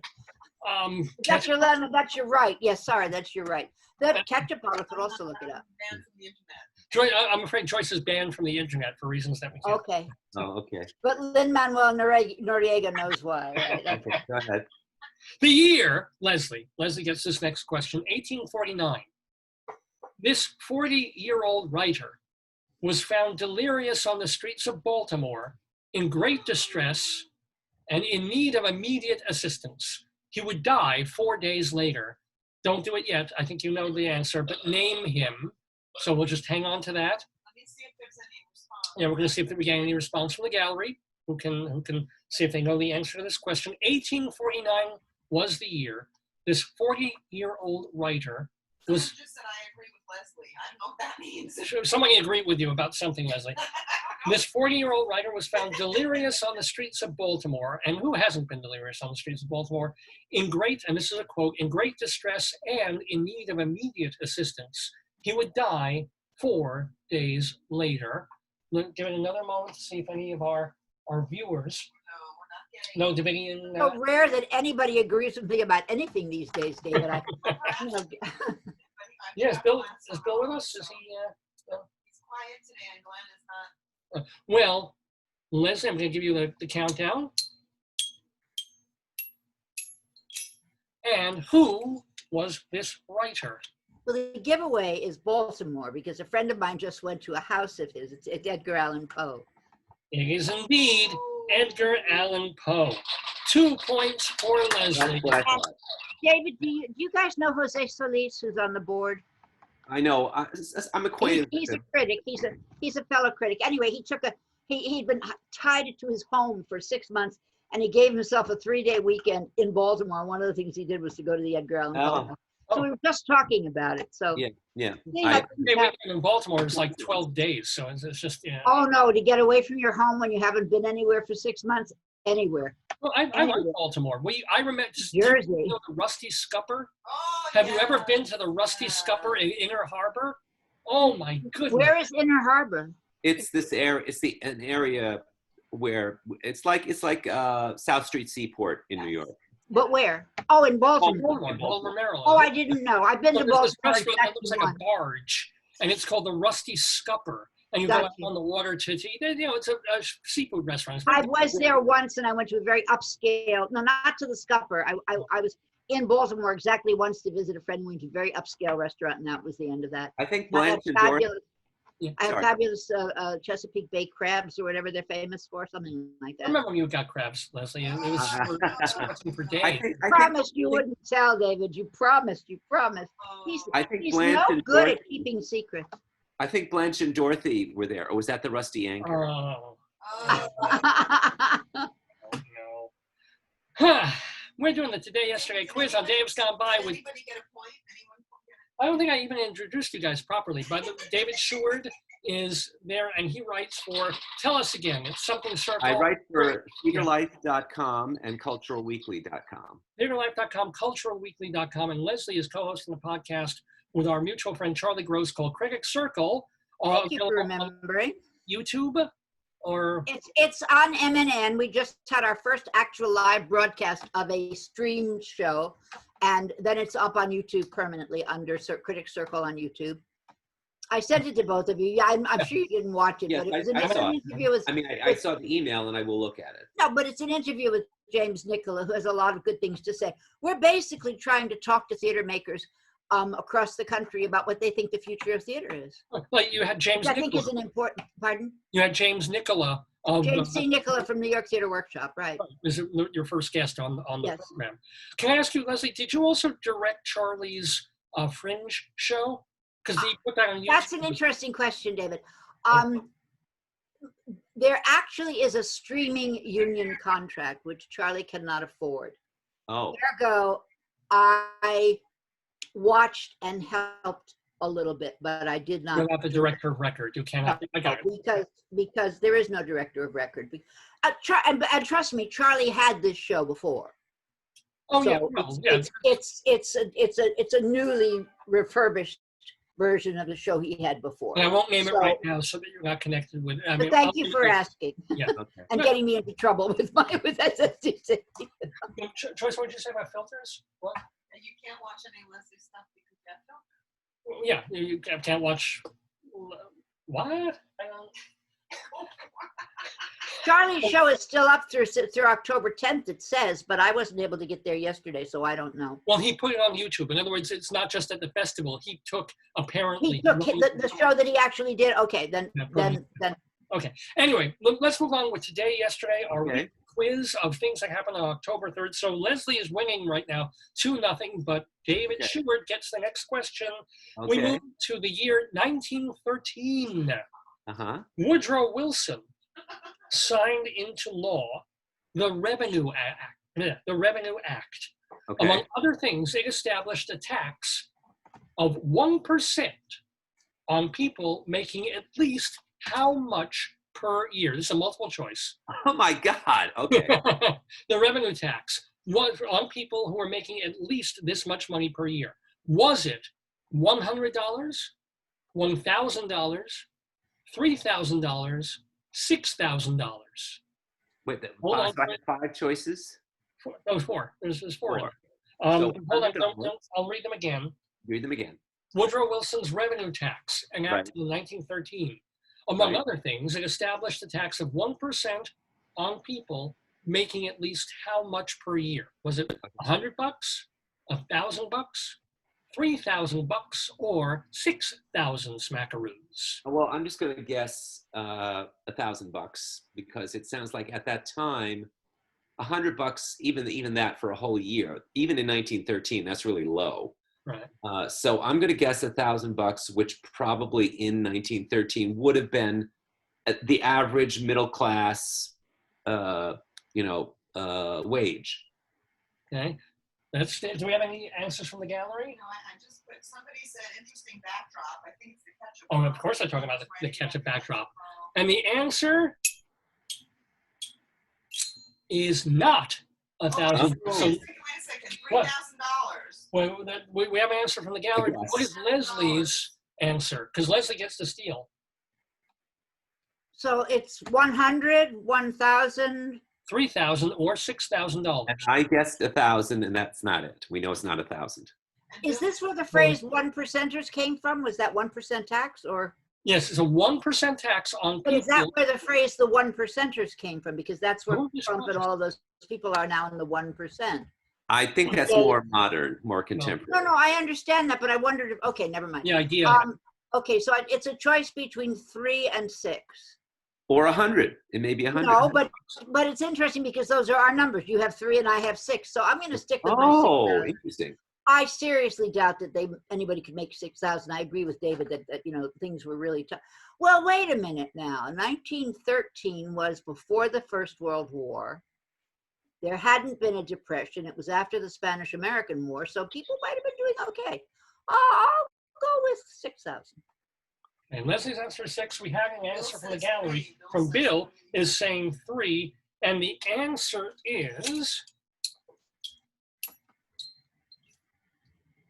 Well, back then they were trying to not soak the middle class. They wanted to get just the people who were really doing very well. So you had to be making at least $3,000 in order. And amazingly enough, 3% of the population was affected by this tax. So 97% weren't even taxed at all. This was a tax the well-off kind of a thing. So, well done, Bill. Good job. Did Leslie say 6? No, I said 6. Yeah. Okay. So it was actually 3. Which was a reasonable amount of, a pretty good salary back in 1913. What are all these history questions? I mean, last week it was like, who starred on Gilligan's Island? Well, we'll get the more modern questions tend to be more media-oriented, but you're not going to get a lot of television questions from 1913. So he went home and watched every television show there ever was to practice. All right, so now we go back to Leslie, because Leslie asked the initial question. Okay. Next question in the quiz, 1941 is the year, okay? Speaking of media, premiering today in New York is The Maltese Falcon, a classic movie noir starring Humphrey Bogart and Mary Astor. For 1 point, who directed it? And for the other, who wrote the novel on which the movie was based? All right, don't say it, don't say it. I think Leslie's nodding. She's me, and I think David knows it too. I think even Kitten might know this one, but we're going to give the people at home a chance to ruminate on it and remind you that it's 10:30 Eastern Time in the Daverhood. You're watching the Dave's Gone By Facebookio, Podcastio, Programmio of the stream with me, Dave Lefkowitz, my wonderful wife, Joyce. It is October 3rd, 2020.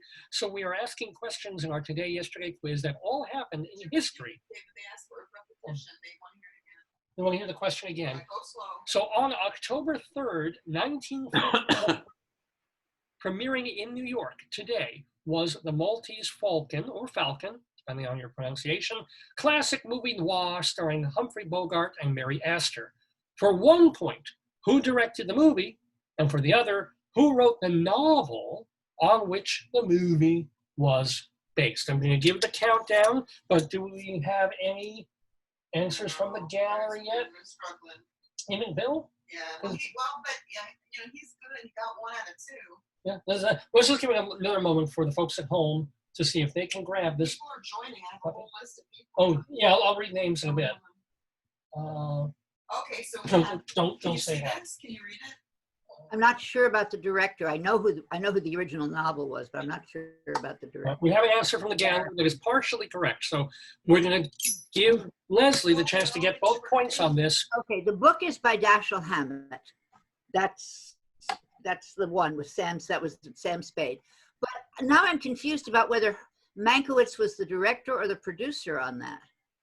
And I'm embarrassed because as a director, I should know every director in the whole world, but I don't. And I can't think of another director who might have done it. I can't. Can you Google this? Because I forgot to write I'm going to have to go with Mankiewicz, which is probably wrong. What happened? He disappeared. I turned my head. Oh, yeah, no, I had to, because I realized I forgot to write down the answer on this. Now, can I steal? But you can. Wait, you have to wait. If that's. Oh, I'm wrong. So obviously, Yeah, okay. I'll wait. I know this answer. You're going to say it. And I'm going to go, oh. And the answer from David for the other one is?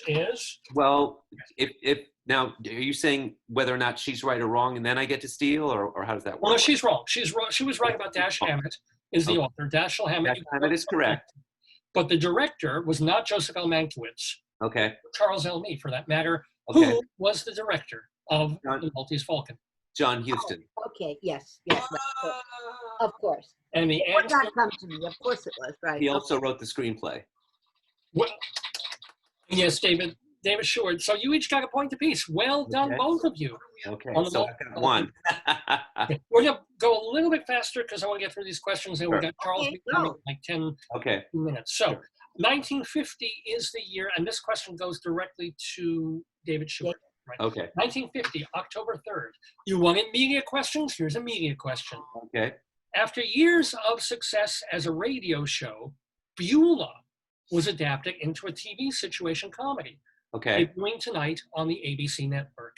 This groundbreaking but still stereotypical show was the first TV series to star an African-American actress, one who was also appearing on Broadway at the time. Can you name her? Don't if you. Okay. Now I know that Beulah was played by a white man on the radio doing an imitation voice. Very good. Yeah. When they went to television, Andy, yes. When they went to television, it had to be a black woman. And I know that at one time or another, Beulah was played by either Hattie McDaniel, Ethel Waters, or Louise Beavers. So I just have to figure out which one of the three was playing it at the time. And I'm pretty sure Hattie McDaniel did it first. I don't know if she was on Broadway or not, because I don't remember her being in a Broadway show at that time. Ethel Waters, in all probability, is the answer, because she did a lot of Broadway, and it could have been Member of the Wedding. So I'm going to say Ethel Waters. Is that your final answer, David Sheward? It's either Ethel Waters or Hattie McDaniel.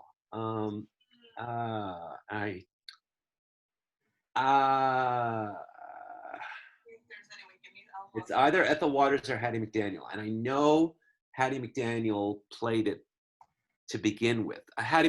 My final answer would be Hattie McDaniel. Final answer from David Sheward is Hattie McDaniel. Do we have anybody from the web chiming in? No. Well, David Sheward. No, that was not the answer. Leslie, do you want to? I gave you the answer. No, because I knew all three of them also. I've been working on a project, so that has to do with that particular in television. So I know about that. But I agree with you, because ultimately Louise Beavers played the role. But I believe it started out as Ethel Waters, and I don't believe that Louise Beavers ever did any Broadway at all. So I will go with the Ethel Waters. I think 50 is too early for Raisin in the Sun. So you said Member of the Wedding. That sounds right. Yeah. So you're going with, yeah. Yeah, there's actually a line in my play that I wrote when I was back in college called The Triple Wedding that said, "He leadeth me beside the Ethyl waters," ladies and gentlemen. And you were doing it even then, huh, David? I was crazy back then. But Leslie, yeah, when you think it out loud, David, you kind of gave Leslie the steal, but she kind of knew it anyway. Yeah, well, I knew Hattie McDaniel played it at one point. But... Well, what happened was Ethel Waters, who was in Member of the Wedding at the time, she was doing the show. She did it on TV for a little bit. Hattie McDaniels then took over for Ethel Waters on TV. And then Louise Beavers, not going to make any jokes there, she finally took the role later on. So good that you didn't make any jokes there. I'm looking out my window and there's a sailboat. I'm on the river. I'm crazy. I'm doing terribly today. I'm just out overthinking myself. Oh well. And by the way, as great as Hattie McDaniel was and Ethel Waters were, they couldn't lick beavers. But you know, the year. Actually, I have a book about that. You have a book, Leslie. Yes. Oh dear. Yes, thank you very much. Okay. Circle. Who gets this next question initially? It's Leslie. I do. Leslie gets the. Well, does not get the question. All right, here we go. So wait, how are we doing? Are you keeping score? Or am I keeping score? I have one. I know that. You have one, and Leslie has 5, I think. I have 5? She stole. Yeah. I'm trying to. Oh, that's right. I stole, David. Oh, okay. I just got one. Here we go. 1950. Well, this makes up for last week, David. I felt like shit all week, David, just so you know. Somebody needs to get more free time. You know, somebody has too much free time. 1955 was the year, Leslie. tell them we can do a virtual visit with a good therapist. Well, we can do a virtual visit with a good therapist for you, Les. Here we go. 1955 is the year. Good therapist? Okay. Hosted by Jimmy Dodd. What? 1955. Yes, 1955, 1955. Hosted by Jimmy Dodd on ABC. MICKEYMOUSE debuted today. The cast members for the first 4 years included Annette Funicello, of course, and several other youngsters. Which of these was not an original Mouseketeer? And it's a multiple choice. Thank God. Doreen, Cubby, Bobby, Tammy. I'll read the question again. So on this date, the Mickey Mouse Club debuted on ABC TV. The cast members for the first, because it ran many, many years, but for that first original cast, who all stayed at least 4 years, included Annette Funicello and several other youngsters. Which of them was not one of those youngsters? Doreen, Cubby, Bobby, Tammy. We'll give it a moment. And let's see, do we have any mouse? Because we actually lost a Mouseketeer this week. One of the original Mousies died this week after I wrote the question. All the news, you know. Was it one of those? Was it one of the people? It was not. Who died? I don't remember. It was something like Dory. That's sad. A Mouseketeer died and you don't remember the name. Oh, I wasn't watching back in 1955. There was so much news this week, you know. Say what? There was so much news this week. It just. How is school going? How are you with school? We talked about that before you came on. It's weird. We don't have time. We got like 5 minutes to finish up the quiz. So Leslie, let's do the question. I'll read it again. Was it Doreen, Cubby, Bobby, Tammy, who was not a Mouseketeer? I would say Tammy was not a Mouseketeer in the first 4 years. Is that your final answer? Well, I don't like the way you said that, but I don't have it. Doreen, Bobby, Cubby, Tammy. I don't remember a Tammy in that lineup. I just don't. And you shouldn't. There wasn't a Tammy. Well done, Leslie. Well done, Leslie. So was I supposed to change because you said, are you sure about that? That's not the thing. Piggy instead? You ever watch Wait, Wait, Don't Tell Me? Is that true? Are you sure? I love Wait, Wait, Don't Tell Me. I love that. I don't watch it. I listen to it, but. The original gang was Doreen, Tracy.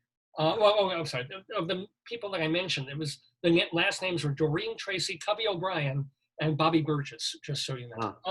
All right. The year, David, was 1957.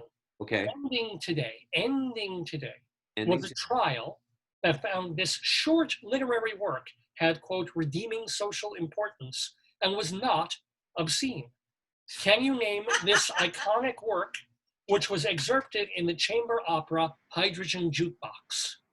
Okay, so don't say it, and you can talk it out, but watch out whatever clues you give to Leslie. So hold on one sec. It's okay. I got to think it through, and it'll also show my knowledge. 1957 is the year. Ending today was a trial that found this short literary work had, quote, redeeming social importance and was not obscene. Can you name the work, which was excerpted in the chamber opera Hydrogen Jukebox? Okay, that was a vital clue when you said short, because I was going to say Ulysses, which is not short. And it's not Lady Chatterley's Lover, which is not short. So it's got to be Howl by Allen Ginsberg. Is that your final answer, though? It is the final answer. It is the correct answer. It was Allen Ginsberg's Howl. Well done to David. So David, notice how he didn't say poem. He said literary work. Short. Yeah, I didn't want to give that because I would have said poem. It would have been too easy. But we actually have jukebox or atomic jukebox. Was the opera called Atomic? It's called Hydrogen Jukebox by Philip Glass, I think. It was Philip Glass. Okay. Yeah, and he excerpted back to 1957. You may be thinking of Dr. Atomic, the other. That's what I'm thinking of. Thank you. It's a different opera. I think we have time. We're not going to get through the whole quiz because we actually have our guest waiting in the waiting room already. We'll do one or two more quick questions. Will you please say hello for me, just in case he remembers? I will. How do I even talk to him without admitting him? You gotta just type you can type in the waiting room, chat. You can said Well, yes. you know what? He knows it's coming out in a quarter to. I'm just going to do it. So 1961 is the year, and this question now goes to Leslie. Leslie. 1961 opening tonight at Broadway's Broadhurst Theater. This is why I randomized the opening of the show, because you never know who's going to get these kinds of questions. Is a new musical featuring such songs as "Why Do the Wrong People Travel," "Useless Useful Phrases," and "The Customer is Always Right." Sing that song, just so you know. that was one of my audition pieces, was "Why Do the Wrong People Travel?" You just have a story for everything of why you know stuff. I sang it in the key of Elaine Stritch. Yes, that was what I did. Answer the question, Leslie, because I'm going to... Sail Away. It was called Sail Away, Noel Coward. Noel Coward's Sail Away is the correct answer. You have 9 points now. Got time for one more question for David. I'm afraid you're not going to win this quiz, but we can give you one more question. And it's another theater question, so here you go. 1963 was the year. Opening tonight at Broadway's Sheward Theater is a new musical about a department store Santa convincing a little girl that he's real. Okay. Name the show. And I don't think you even need it. Do you want the hint? I can give you a hint, but I don't think you need it. It's Here's Love. Here's Love, the Meredith Willson musical. Adaptation of Miracle on 34th Street. Was it a flop, though, is my question? Was it a flop? Yes, that's what I thought. Okay. It ran a few months, but it wasn't a big, it wasn't like Music Man or his others. Anyway, it's time enough. I'm not going to get through all the questions, unfortunately, but we made it through 9 of them. And the winner is Leslie Hoban Blake with 9. I'm a very good winner. I don't lord it over anyone. I think I got 5. Yeah. She was 9-5. She beat you in the quiz today, but maybe next week you guys can come back and play. Sure. Yes? Sure. Do it next Saturday. We've been talking with and having fun with David Sheward and Leslie Hoban Blake. David Sheward writes for theaterlife.com, and what's the other one? Culturalweekly.com. Culturalweekly.com, and you have David Desk. What was the your blog? My blog is the David Desk. I wrote a blog about the films of 1971. The film. Oh, that's an interesting year to choose. Yeah. And Leslie Hoban Blake, of course, she is. What is she doing? Oh, she's on that podcast with Charlie called Critics Circle that you can find on YouTube. Yeah. Yep. Guys, I don't mean to rush you out of here, but I want to get to our. Thank you so much for joining us. I love it. Bye. And happy Sukkot to all of you. Bye bye now, and I'm going to remove you guys. Bye bye. Okay, and David, you're leaving. Bye. Oh, and ladies and gentlemen, we have a guest coming into the Daverhood who's going to be talking to the one, the only, the Jewish Rabbi Sal Solomon. He's coming right at us. What? What's the matter here? Wait. Oh, I've got to do the interview. Oh my God! Hold on. I'm beautifying myself on the sukkahs. Oh, look, it's like a poncho. I love it. Shalom, damn it. Hello, everybody. This is your old pal, Rabbi Sal Solomon, founder and spiritual leader of Temple Sons of Bitches in Great Neck, New York. And I am so thrilled and so delighted to be talking with our very special guest. He is a playwright and also a writer of fiction and also a builder of very strange Legos in the back of, what is that behind you there? Are those CDs? Do you still listen to CDs? What are those? By the way, that's Charles L. Mee we're talking to. Shalom! How are you? Hi, good to see you.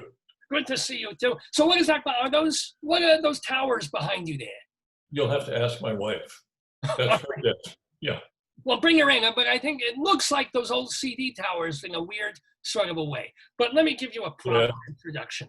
Charles L. Mee, veteran playwright, novelist, nonfiction writer, ranging from American political history to such plays and dramatic works as Vienna Lusthaus, always like a little lust in there, The Big Love, Bob Rauschenberg America. He's done a bunch of work with On Guard Arts, that company as well. He is a 2-time winner of the Obie Award, the Village Voice Off and Off-Broadway Award, a Penn Award winner. So, hey, he has one of these. This is exciting. And the winner of the American Academy of Arts and Letters Lifetime Achievement Award. Won't you please welcome to the Daverhood on this Sukkot holiday, Charles L. Mee. Shalom to you.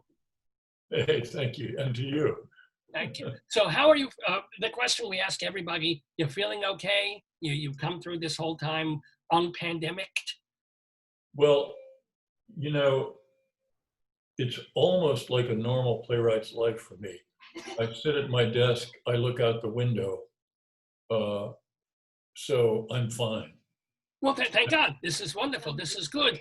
Now, and I hope you don't mind me asking and jumping into this question already in terms of health and things, but when you were much younger, was it polio that you suffered? So it's rather interesting that so many of your plays are so physical and so visceral. Was that intentional kind of reaction to having to deal with such physical issues, both in early life and later life as well? I don't think it was intentional. I think it just happened. I mean, when I was a kid, I played football. I played football, basketball, track, all those things. And then I got polio when I was 14. And for quite a while, I was lying in bed and all I could move were these 3 fingers. That's enough to make a girl happy, by the way, just so you know. But all right, but then you did physical rehab and you got better and better and better? Yeah. But then I spent most of my life on crutches, and now I'm in a wheelchair. So yeah, I love to have a vicarious physical life, which I do in the theater, and so when I go to see my own plays, I get to see all these actors doing stuff on stage that is still there in my head.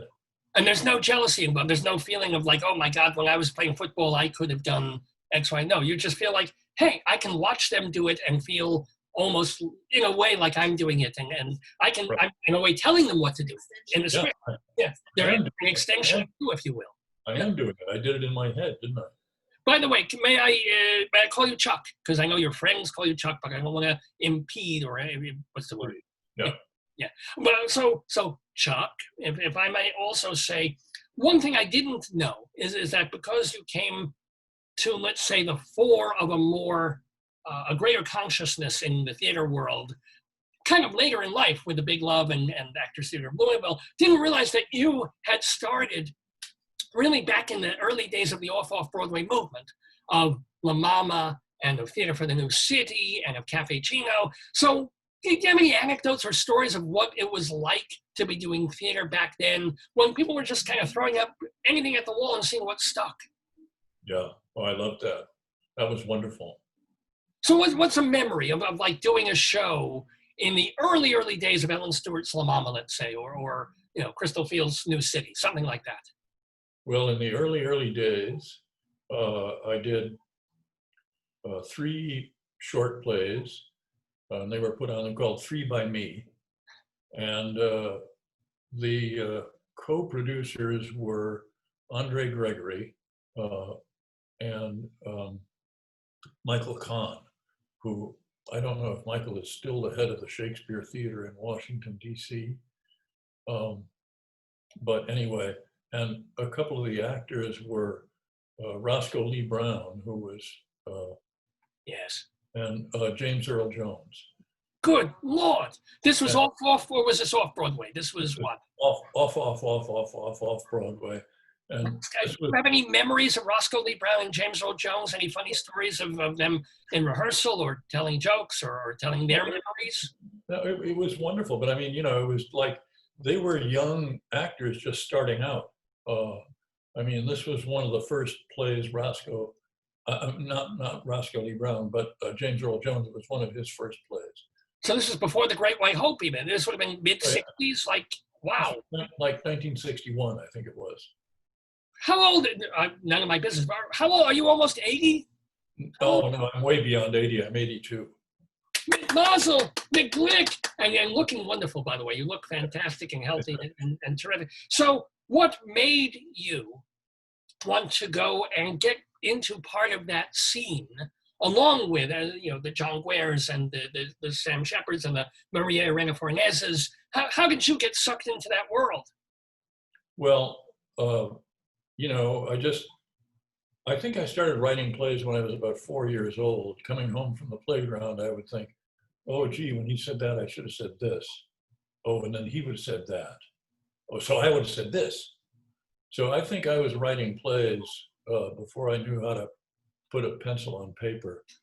And then when I was in college, one of the people who was in college with me was a guy named Steve Aaron, and he came to New York, and he connected with these guys who were just starting this off-Broadway theater. So he brought me into it.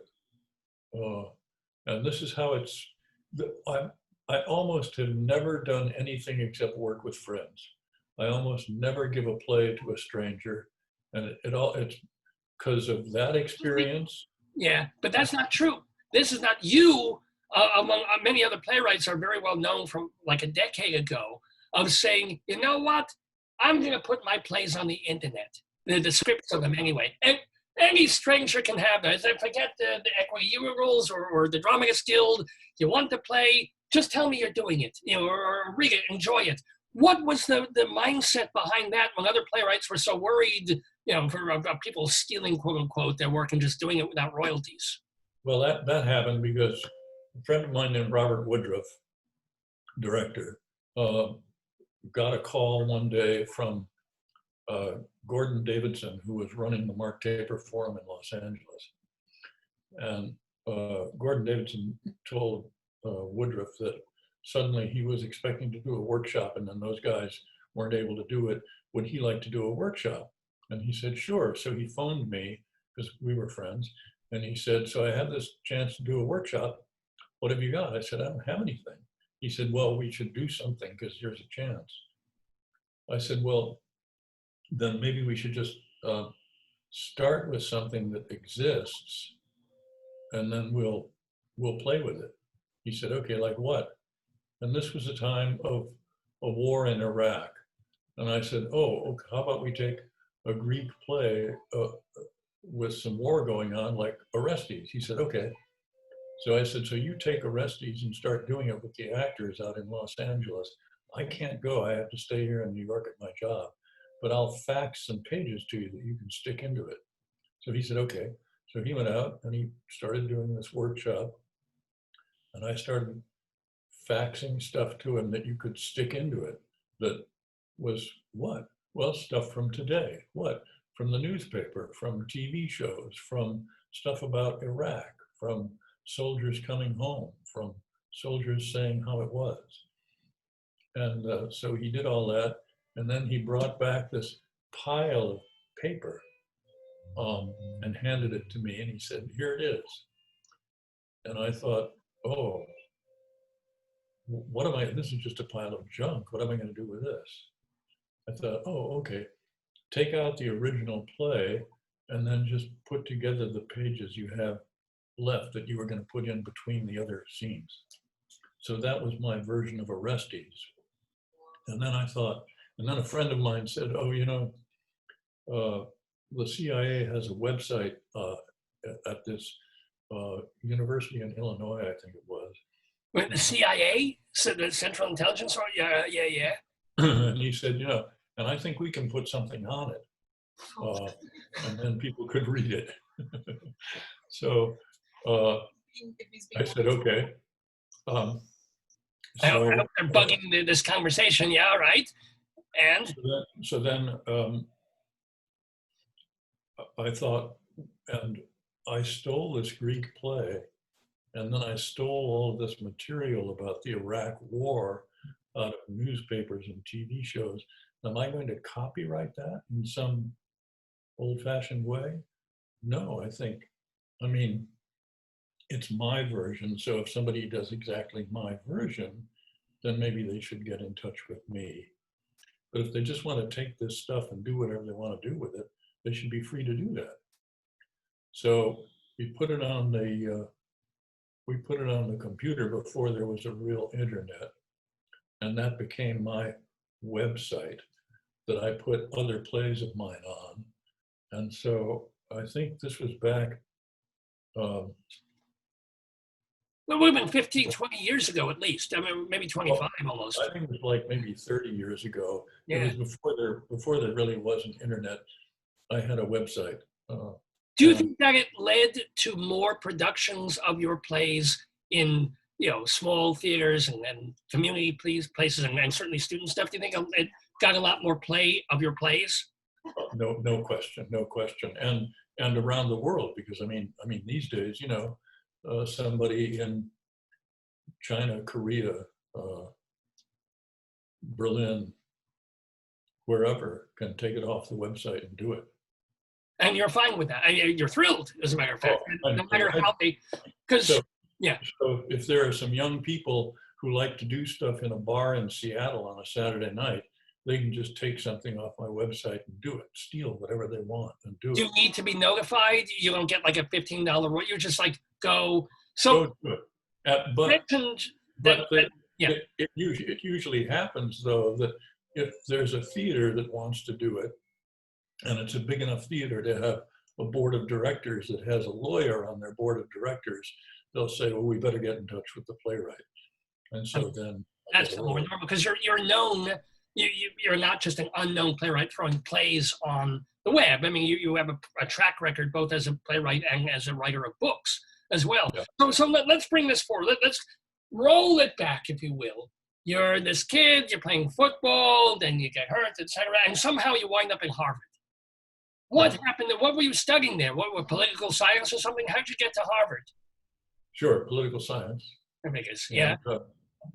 And then when I came out, well, I mean, what happened first of all was when I was in college, I was directing some plays. I was directing a couple of plays by Brecht, and the leading expert on Brecht at that time was a guy named Eric Bentley, who was right. He just died like a couple of weeks ago. Yeah.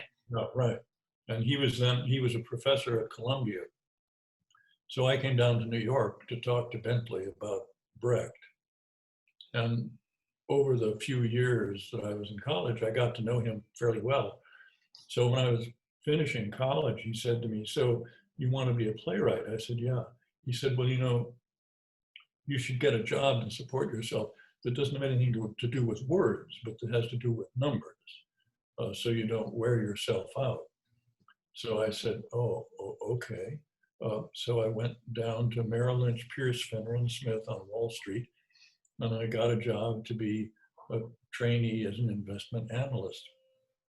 And then after I was there for a few months, my boss called me into his office and he said, now, you're doing really well. So we were looking again at your application. And I see that when you were in college, you never took an economics course. I said, yeah, that's right. He said, well, we think that you should really go to graduate school now and do some economics, and Merrill Lynch will pay your fees for that. And you said, yeah. I said, thank you.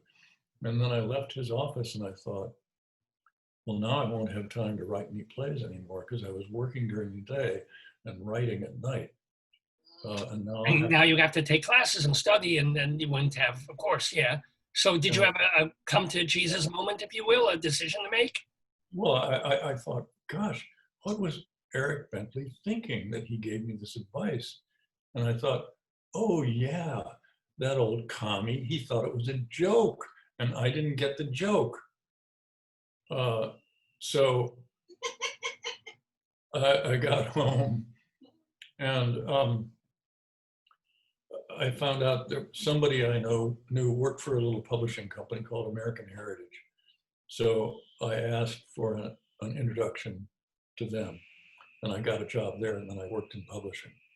Oh my gosh! So you've been comfortable all your life. So you may have turned down hundreds of thousands of. You could have been working at Merrill Lynch, making X amount, but you seem like you had a steady gig. How long did you work for American Heritage? Well, in a way, I had a steady gig. I mean, so I worked for American Heritage, which also had a magazine called Horizon, which was a magazine of art, history, archaeology, anthropology, everything, heavily illustrated.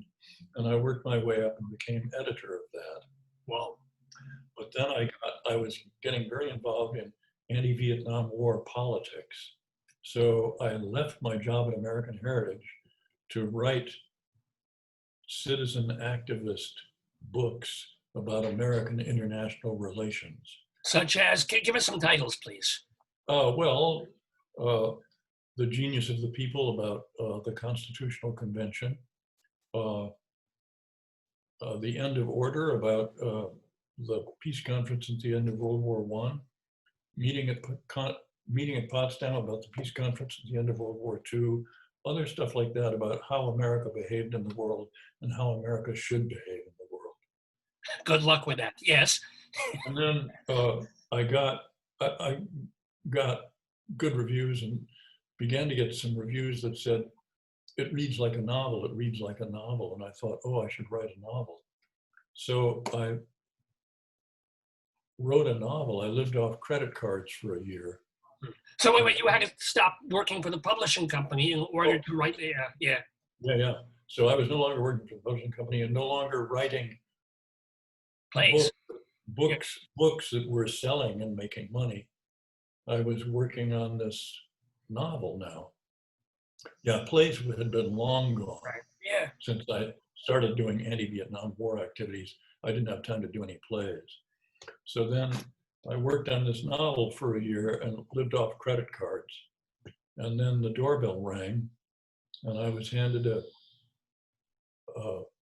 piece of pink paper, 8.5 by 14 inches, that said the sheriff would come next Wednesday and auction off my furniture for the non-payment of taxes.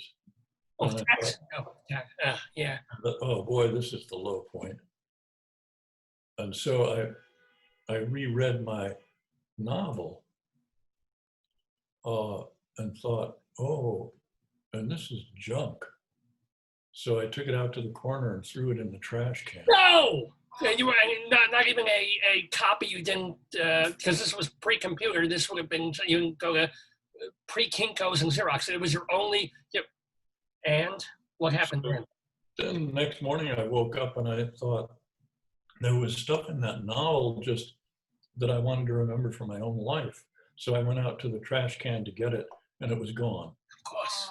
So then I came back home and sat down at my desk and thought, well, I should make some notes just about the stuff I want to remember for myself, not for anybody else. Now, it won't be a novel, it won't be anything, but just for my own self. And so I began to write my notes, and that took the form of a trilogy of one-act plays that I wrote in 10 days. And I thought, oh, I get it. When I just do what I want for myself, what I love to do, this is it. So I'm going back to writing plays. But wait, I gotta ask you then make the jump here. I mean, there's still that piece of paper. Did you suddenly also say to myself, I better get a job real quick so I can just pay my taxes? I mean, because what I don't understand is you said 1 year you wrote a novel. 1 year you don't pay it shouldn't have suddenly had a backlog where you didn't pay your annual income tax and the sheriff is suddenly coming for your stuff. Am I missing something here? How did you go years as a scofflaw, as it were? Well, a couple of years anyway, because of my income from being an anti-war activist and a writer of political stuff wasn't so profitable. Really? Go figure. Yeah, all right. So what did you do to first of all, to keep yourself out of hock and jail? Well, I went to the IRS office and I said to them what I was doing and could they give me a break and could I pay it monthly over a period of time? And so we made a deal. Good. Well, all right. So smart. Very good. So, but did you again? I mean, you wrote one-act plays, Mazel Tov, and that started you back on the theater path. But how did you pay your bills at that point, week to week, month to month? Did you take another publishing gig? Yeah. So then I went back and got another publishing job. Oh. And then, but also, I had this play that I had written, and I didn't know what to do with it because I didn't know anybody in the theater anymore. I'd been away from writing anything in the theater for 20 years. And so I thought, well, there's one guy I know who's in the theater. He works in that Xerox shop around the corner from where I live. And he has something to do with the theater. So I'll take it to him. So I took my script and I went into the Xerox shop and I said, hey, I wrote a play. He had been Xeroxing my political stuff for quite a while. I said, hey, I wrote this play and now I don't know what to do with it. Do you know what I could do with it? And he reached out and took it out of my hand and said, "Oh, I'll give it to my friend Joe Papp at the Public Theater." And that was Wally Shawn. No, did you hear the other part of that? That person was Wallace Shawn. Yeah. Oh my goodness, inconceivable. That Yeah. Wallace Shawn, my gosh. So that was my lesson too. Only ever, when you write a play, only ever give it to somebody you know. And I hope, actually, the first thing that Wally Shawn did with it was make a fucking copy so that you could have one in case one got lost or you threw it in the garbage. And then he took one and he gave it to Joe Papp, and Papp read it, and you got it. Did you get down in the Public Theater? So then I got a phone call. I was Joe Papp. Hi, I like your play. Now all we need is a director. I have a director, Martha Clark. Oh my goodness. So he made a lunch date for me with Martha Clark. We went out to lunch. Martha said, "Well, I like your play, but you know, I'm thinking that right now, I want to do this dance theater piece about Vienna back at the turn of the century." I said, "Oh, I'll write the text for you." She said, "No, there's not going to be any text. It's a dance theater piece." I said, "No, I'll write the text for you. Don't worry, it'll be okay." I said, And "Okay." he did, and that became Vienna Lusthaus. But yeah. She said, "Okay." So that was that. What was it? So wait a minute, you go from writing very personal, though, one-act plays about your experience, about your life. Was it very different to get into a different mindset where it's a piece about Vienna, you know, Belle Epoque, I forget what time it really took place, that has nothing to do with your life at all? Well, but it had to do with feelings and thoughts and stuff that That's the good stuff, and always stuff, yes. that resonated with me in one way or another. And I decided also, I didn't know anything about Vienna, so it couldn't have a plot line of any kind. And anyway, if there was going to be a lot of dancing going on, you couldn't make a well-made play. So what would you have? You'd have a bunch of pieces of text that you'd stick in here and there. Well, what would be the thing that would hold it together or make it feel as though it was going from here to here to here to here? Yeah. Spring, summer, autumn, winter. Hitler arrives, end of the play. And that tends to be winter. But let me ask you, though, that you bring this up of this idea of a well-made play. Now, you have taught playwriting at Columbia University. Are you still teaching, in fact, at Columbia University playwriting? So when you have these young 19, 20-year-old bright, talented kids coming at you, are the expectations, I mean, do you have to teach them the well-made play? But what do you do when you have people who don't write that, but they don't want to write that, they want to write something more amorphous and dancey? Or how do you critique? How do you do it? No, I say to them that I hope they'll do what I do, which is you just write what you love. And since you're the world's leading expert on what you love, you can't be wrong. That's wonderful. But how do you do that for 16 weeks? What do you when someone hands you a script, what do you tell them? Oh, well, then we do a lot of, to begin with, we do a lot of exercises. That most of us have been raised in this world of the play that goes cause, effect, cause, effect, cause, effect. A causes B, causes C, causes D. And that's kind of traditional realism. But as I say to them, but you know, the Greeks, they did the principal family advances the plot, the principal family advances the plot, then the chorus riffs on that. Principal family advances the plot, the chorus riffs. So the chorus riffing, that can be talking or singing or dancing or performance art, whatever you want. That's what it was. And that, in a way, is the model of the American musical.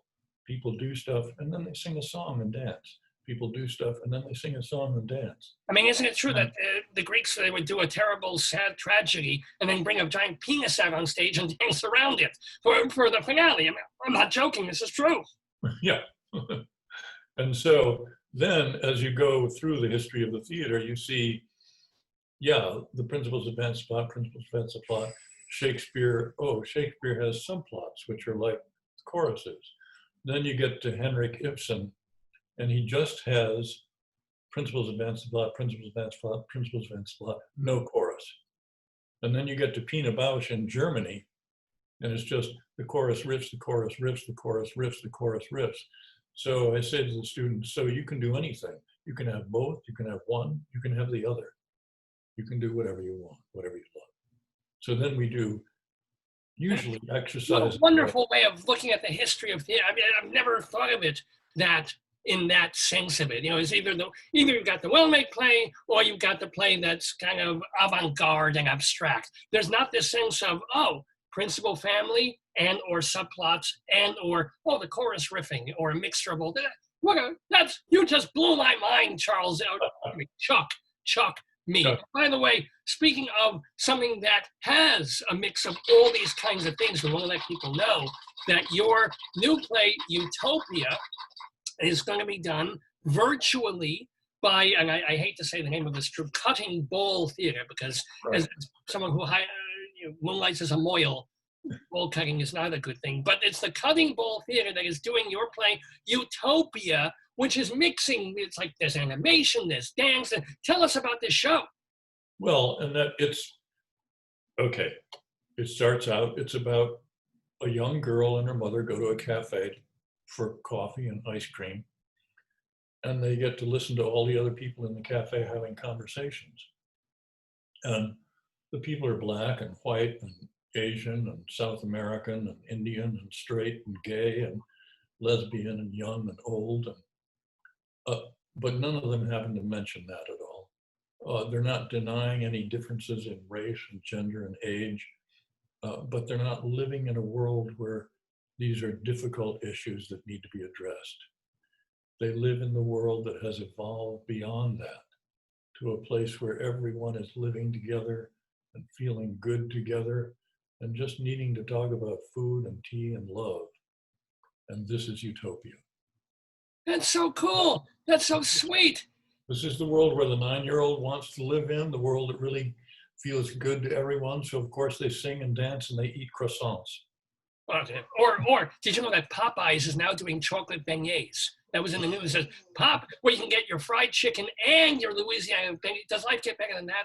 That's Utopia for me, ladies and gentlemen, even though it's not kosher, don't tell anybody. But when they do your show, is it going to be the unavoidable, what we're doing now, the box, like the two people in the cafe are on top and then the other people in the cafeteria or the coffee shop are around them in boxes? Or how are they advancing this whole Zoom form of theater now?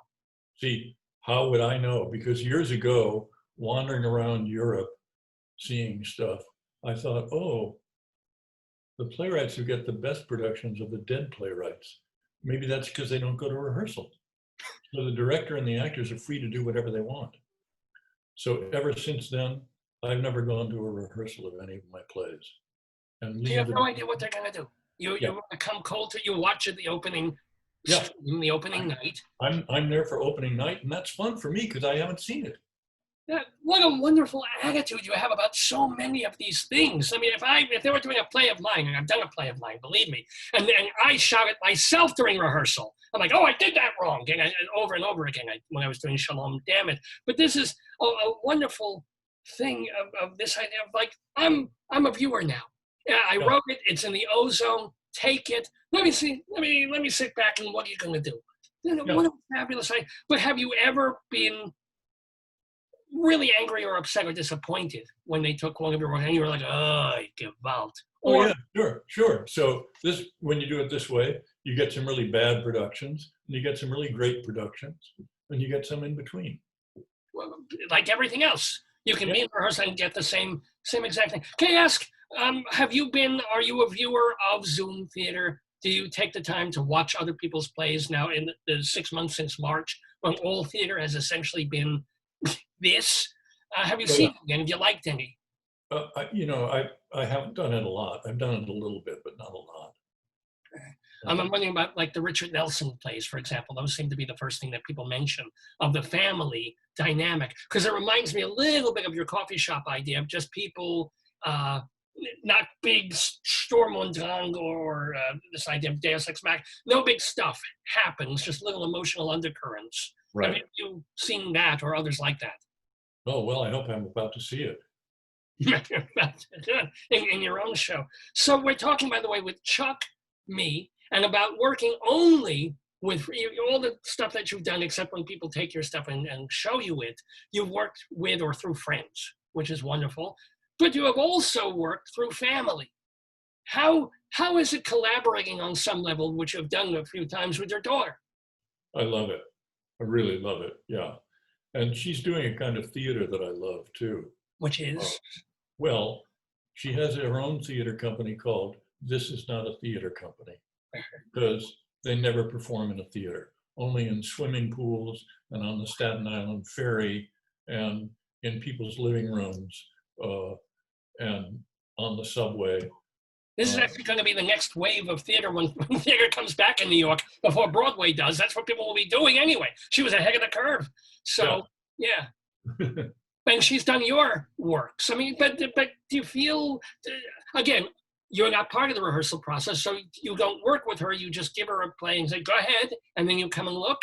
Yeah. But do you ever give any criticism? When you see it, can you say, this I didn't like, or you're just like, oh, it's wonderful. Thank you. I love you, my daughter. Well, in fact, I always do love it. I mean, don't forget, we grew up together, my daughter and I. I would hope so, yeah. So we have a lot of the same tastes and impulses and instincts and stuff like that. And so it's like, yeah, production it's almost as good as if my own daughter directed it.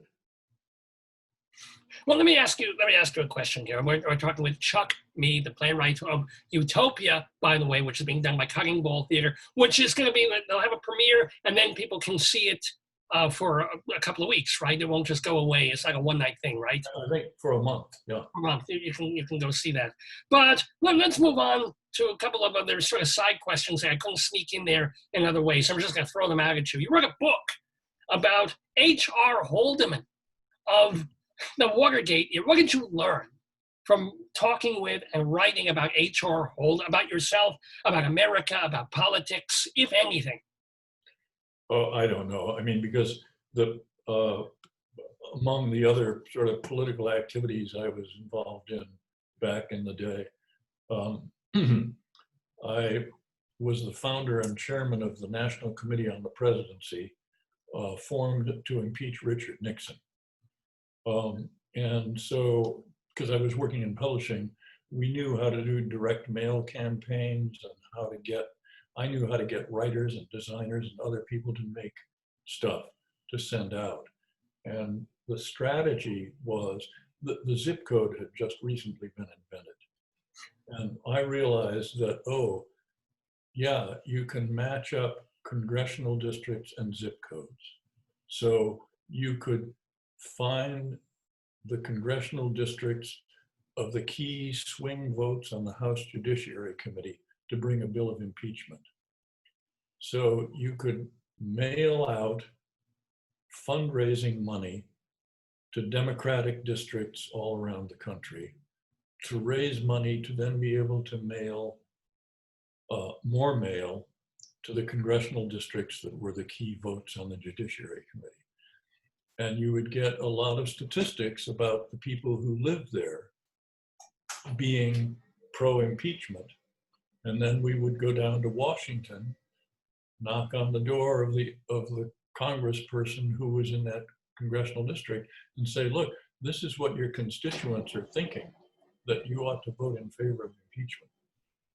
So that was a big campaign that we did. Did it work?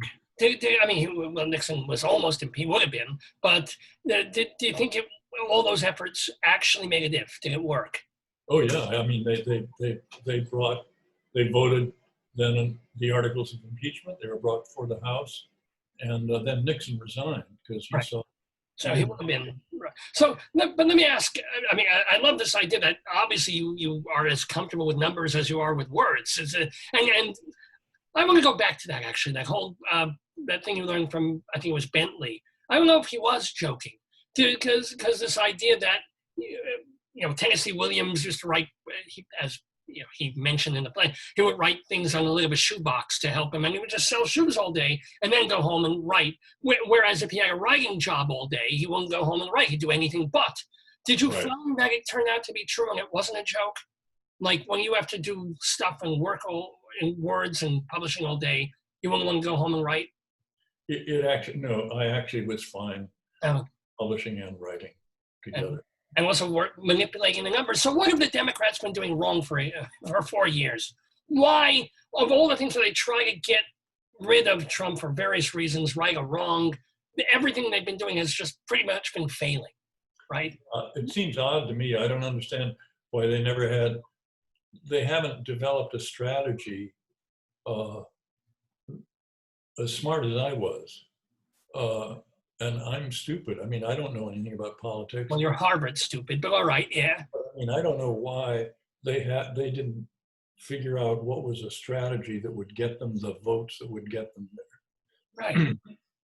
Because obviously the popular vote doesn't mean anything anymore.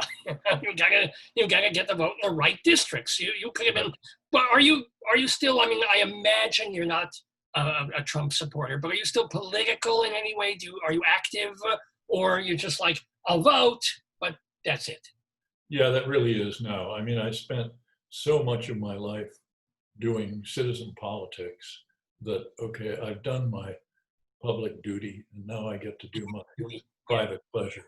Yeah. Well, let me ask, of all the plays that you have written, which would be the one that you are closest to? Do you have a favorite child, in a manner of speaking? That's too hard. I have a bunch of favorites, I think. I mean, I do love a piece called Big Love, which is... Well, in some ways, your most well-known piece. Yeah. It was a piece that really put you in, shall we say, the consciousness of theater in America, Big Love, which was done in Louisville and was done in New York, and it's an adaptation of Greek. Which play or plays was it? Well, people used to think it was the oldest Greek play that still existed, but now more recent scholarship thinks maybe it's the second oldest. And it's from a trilogy called the Danaids. And so the Suppliant Women is one of those three plays. And of the three plays, one of them was totally lost.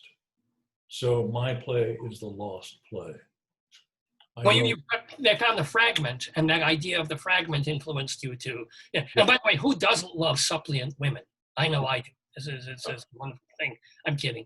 But but that play, was it because it changed your life as a playwright, or you just felt somehow this is the one that is the most me, M-E-E-N-M-E?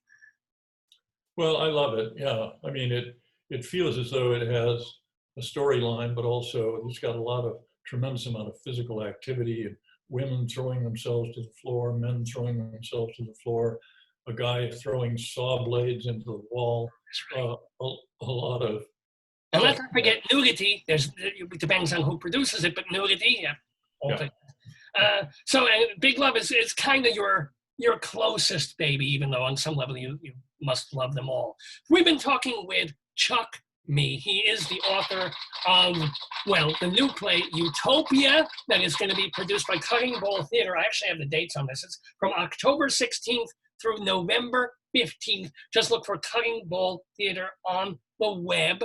But before we let you go, and of course, thank you so much for being so delightful and so open about your life and what you do, let me ask you at this stage and age, how much of your day is set aside? I mean, do you have a regimen for when you write or for when you write plays? And also, are you more of a writer of plays or an editor? I mean, do you spend X amount of time just doing the first draft and then all this extra time cutting it and shaping it and throwing out and doing? Or are you more like mostly writing and then go back and edit a little, but you kind of get it in the first or second go? Well, yeah. I mean, back in the early day, I had a really great discipline.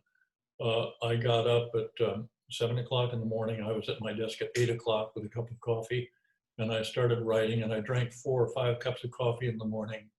And worked until noon, stopped at noon, had lunch from noon to 1, back to my desk at 1 o'clock, and then I left my desk at 3 o'clock so that I wouldn't try to be writing when I was tired out. Right. Then go out to art galleries in the afternoon, and then, of course, have a crash because I hadn't had any coffee, so drink some more coffee. And then by 5 o'clock, with the second bunch of coffee, I'd attack the first person who came into the room. So I finally managed to give up drinking coffee. Oh my goodness. But You must also, have headaches. Oh my God. yeah, Okay. but as time went on, my sense of schedule and discipline began to disappear. And now all I have is this obsessive compulsive disorder where I have no schedule of any kind whatsoever. But I'll get up in the morning, and if I'm thinking of something, I'll make some notes about that. And then I'll go and have breakfast, and then, maybe I'll make some notes while I'm having breakfast. And then maybe I'll go out somewhere to do something. I'll think of something, so I'll get out my cell phone and send myself a text message. And so I'm doing this all day. I'm doing whatever. And then, at some point I might end up back at my desk for a few hours. But that might be 2:30 in the afternoon or 10 o'clock at night. I don't know. And it's just a total obsessive compulsive disorder. I can't stop writing. I keep saying to myself, you should stop, because by the end of the year, I've written more than I should have. Is there such a thing? Yeah.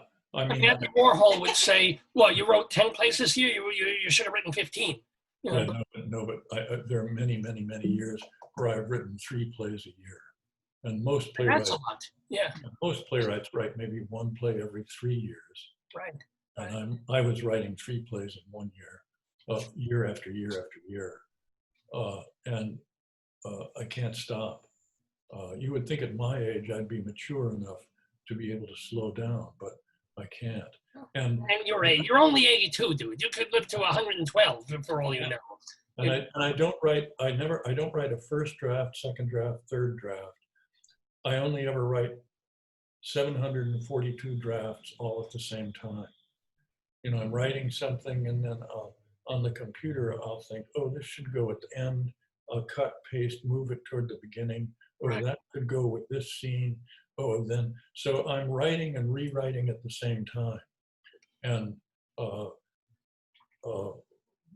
the stuff that, may I ask, the things that you are writing now, post-Utopia, as it were, are you thinking in terms of just theater the way it was half a year ago, in an off-Broadway house or in some regional theater or in a storefront, perhaps? Or has the past 6 months said, well, why am I writing for that? I need to be writing for my daughter to do this in a sweat, or, yeah.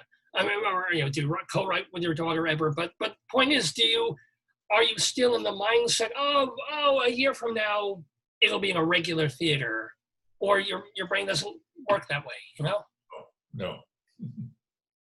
What? I just write whatever I want to write. And I mean, the truth is I'm not usually being very logical and reasonable. I'm usually sort of seeing stuff happening on stage. And then this happens and that happens, and then he says this. And then she says that. Okay. And then, and then he does this. He should have done that earlier. But you're not tempted to specifically write for the Zoom form. Nothing like that. You're still writing in that way of characters happening, talking to each other, dancing, doing something else, and coming out of that in some kind of theater space, even if we're not talking, of course, a Broadway proscenium, but in a theaterish space rather than this digital, sphere of boxes, even though obviously directors are welcome to take your work and do it in that Zoom way. Well, yeah, I mean, another piece that's about to come on video on October 11th, I guess it is, or is it 16th? Anyway, A couple of years ago, I was at a dinner party for an old friend of mine, a director named Tina Landau, and I met another friend of hers, a woman named Elizabeth Streb, who has a company of acrobats in Brooklyn. Right. Yeah. And we had a really fun conversation. And I said, oh, we should have lunch sometime, not for business, but just for the fun of it. So we went out to lunch a little while after that. And then I couldn't help myself. I said, oh, Elizabeth, you know, what would be fantastic is your acrobats are flying through the air and it's beautiful and ecstatic, fantastic and scary and horrible. And then there are a few actors standing around talking about love. She said, oh, I'd love to do that, but you know, I don't work with actors. We need a director. I said, oh yeah, how about Anne Bogart? She said, oh, I'd love to work with Anne Bogart. So I got the cell phone out of my pocket. Hello, Anne. Blah, blah, blah, blah, blah, blah, blah. Oh, I'd love to do that. Good, done. So we did it last year at the Peak Performance Festival in New Jersey. And it is people flying through the air and falling and stuff going on like that. And your text, you wrote the love stuff. And then there's stuff, actors occasionally coming here or there, talking about love or having a relationship or having an argument. And you're saying this has been recorded and they're going to be premiering and they'll put it on the web. What is the name of it? It's going on WNET. Oh, on Channel 13. Wow. Yeah. It's called Falling in Loving. Falling in Love. I love it. And loving. Oh, falling and loving. Sorry about that. Yeah, so yeah. everybody goes. It's like falling in love. Yeah. So yeah.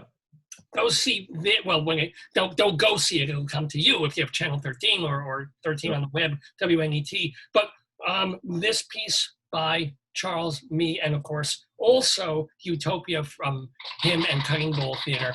Chuck, it just remains for me to first of all thank you ever so much for taking this time to be taking the time out of. I'm sure while we've been talking, you know I should write something about a rabbi. All right, let me make a note. In the back of your head, a crazy rabbi who shouts a lot. There's something in this, and people falling and dancing while he's doing it. There you go. No, but he's writing stuff for himself, and I've seen it, and it's terrific. So I don't have to write stuff for him, although that would be fun for sure. Well, that's a boy. I'm blushing, and all four cheeks. Let me tell you, Chuck Mee, it has been so delightful having you in the Daverhood. I wish you. So, of course, good health. I wish you so much good theater. And maybe you don't want to do this, but I hope you write 4 plays next year and 5 plays the year after that. And they're all done in wonderful ways by wonderful people. Chuck, stay well. Thank you for being with us in the Daverhood. This has been a total pleasure. Thanks a lot. And shalom to you. You too. Bye-bye. Bye-bye now. Oh, my friends. Chuck Mee with me, Rabbi Saul, in the Daverhood on this Shabbos, this Sukkot Shabbos of 2020, October 3rd. Oh, wasn't that delightful? Oh, wasn't that so lovely talking to this playwright and gentleman? I gotta say, you know, usually I don't like Goyim, but this guy, he is all right by me. Well, and he's saying like my play, so that's certainly all right by me. Get it? By me, M-E-E, me. That's kind of funny. Let's do a blessing over this. It's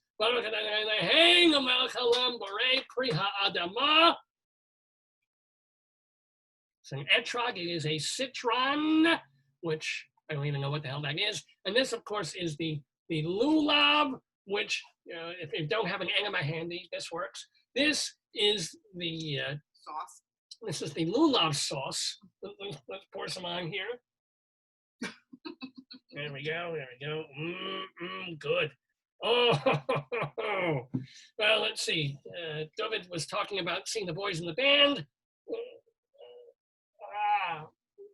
There you go. This is the way to celebrate the holidays. So whether you're in a sukkah or whether you like just sucks, I wish you a very good, happy week. This is me, Rabbi Saul Solomon, founder of Temple Sons of Bitches in Great Neck, New York. And Dave will be back with you in just a moment or 2 or 3.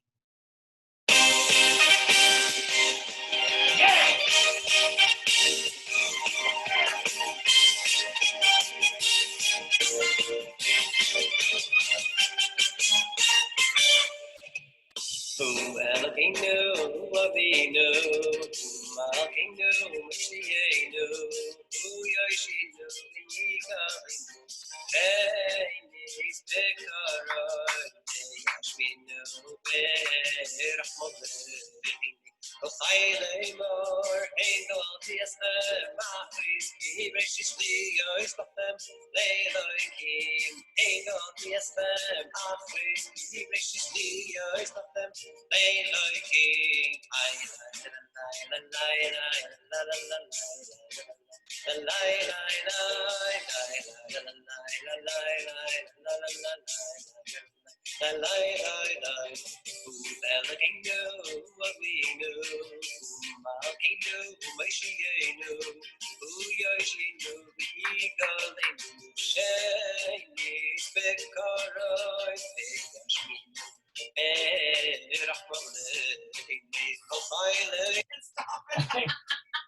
As washing my hands and they're wet, and so they don't slide properly across the bar here of the. What's up with the ketchup bottle?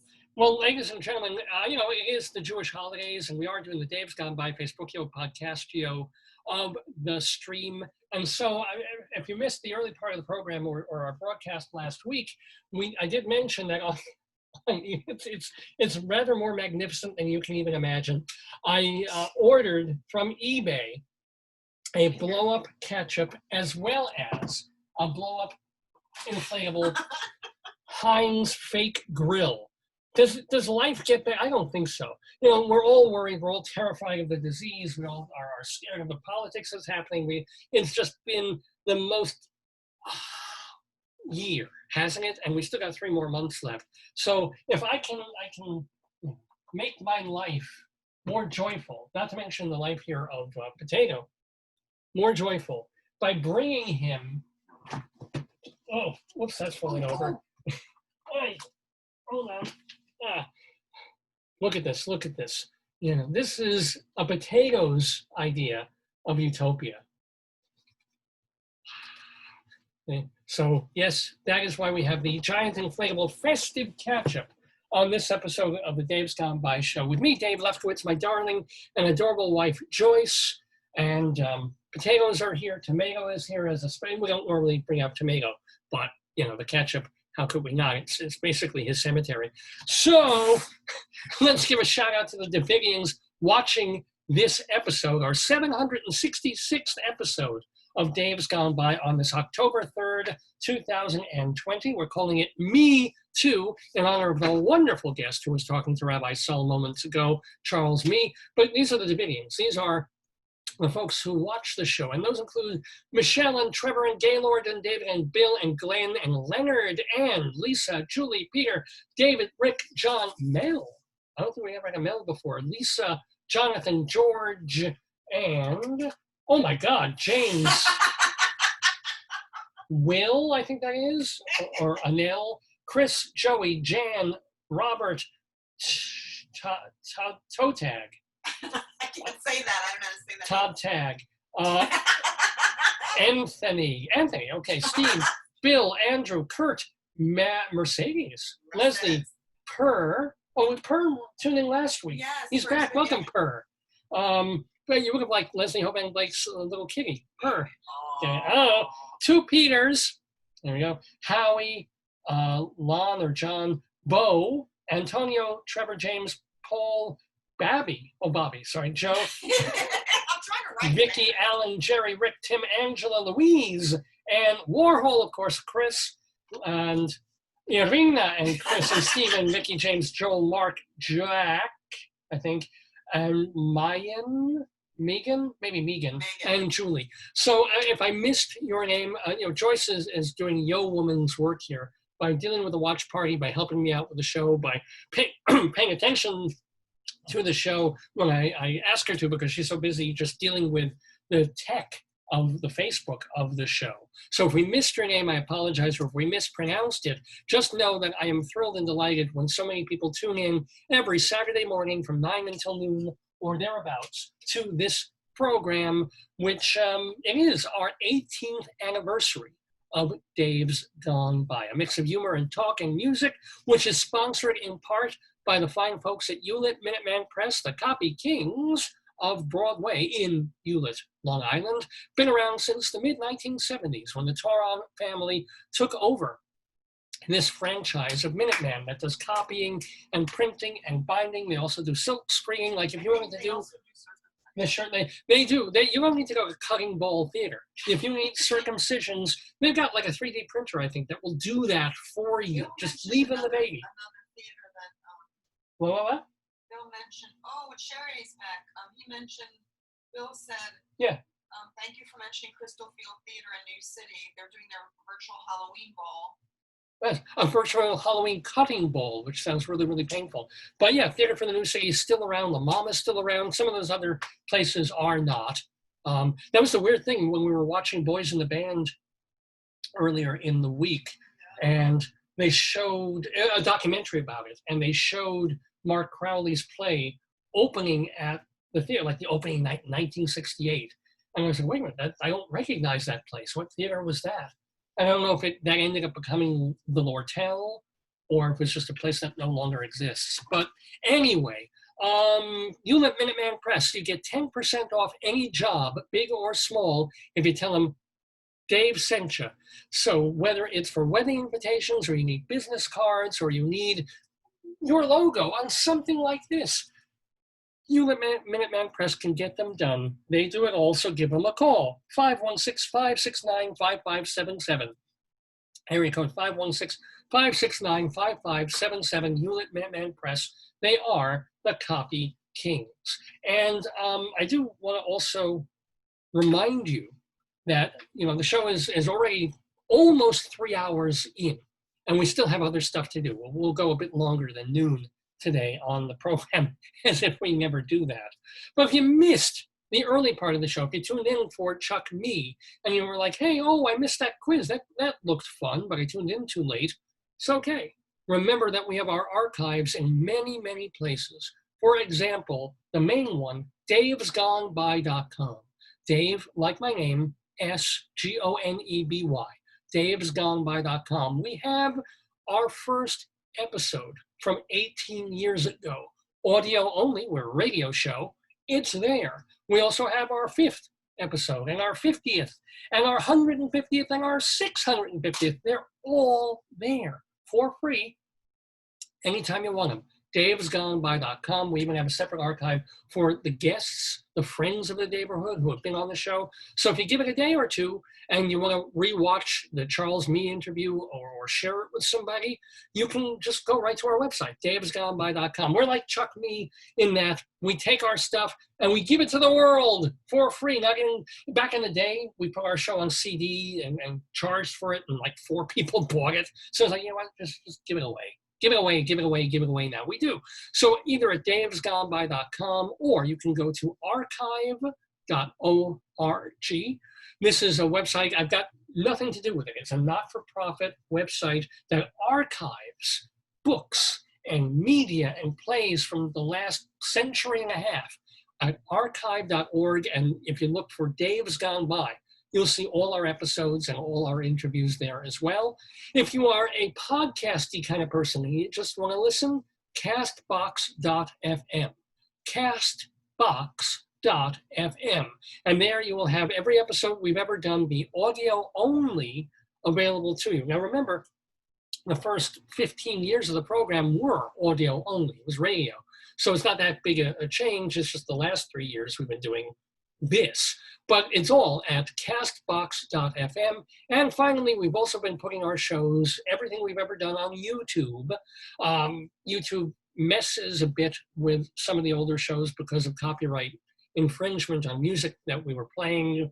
That sucks. That's why I send you to davesgoneby.com instead. But, if you're a YouTube person or you don't like surfing all these different websites, fine. You'll find a whole bunch of Dave's Gone By on YouTube too. So there. So that is how to catch up with Dave's Gone By, past and present. So, my darling, how you doing? You're still holding up okay? Because we got more show to do. We still have our Colorado Limerick of the Damned. We're going to Custer, Colorado. And we have Dave's Big Dictionary, where I will be talking extemporaneously, completely off the cuff, about the word plunder. Plunder. Haven't even had the time to think about it. Haven't had a moment to even sort out in my head where that word brings me and what to even talk about it. Plunder.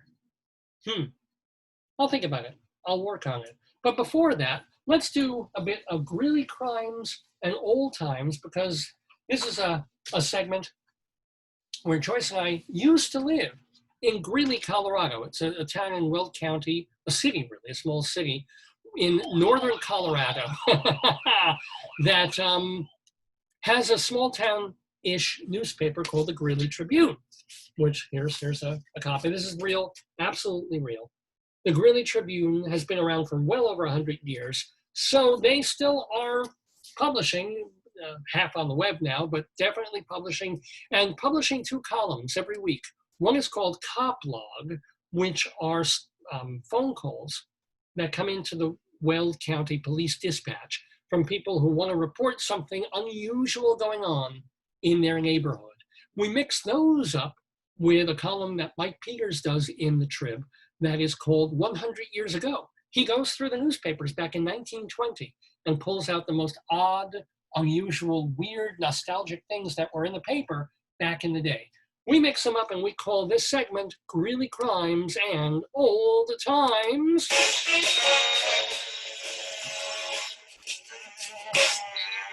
Now,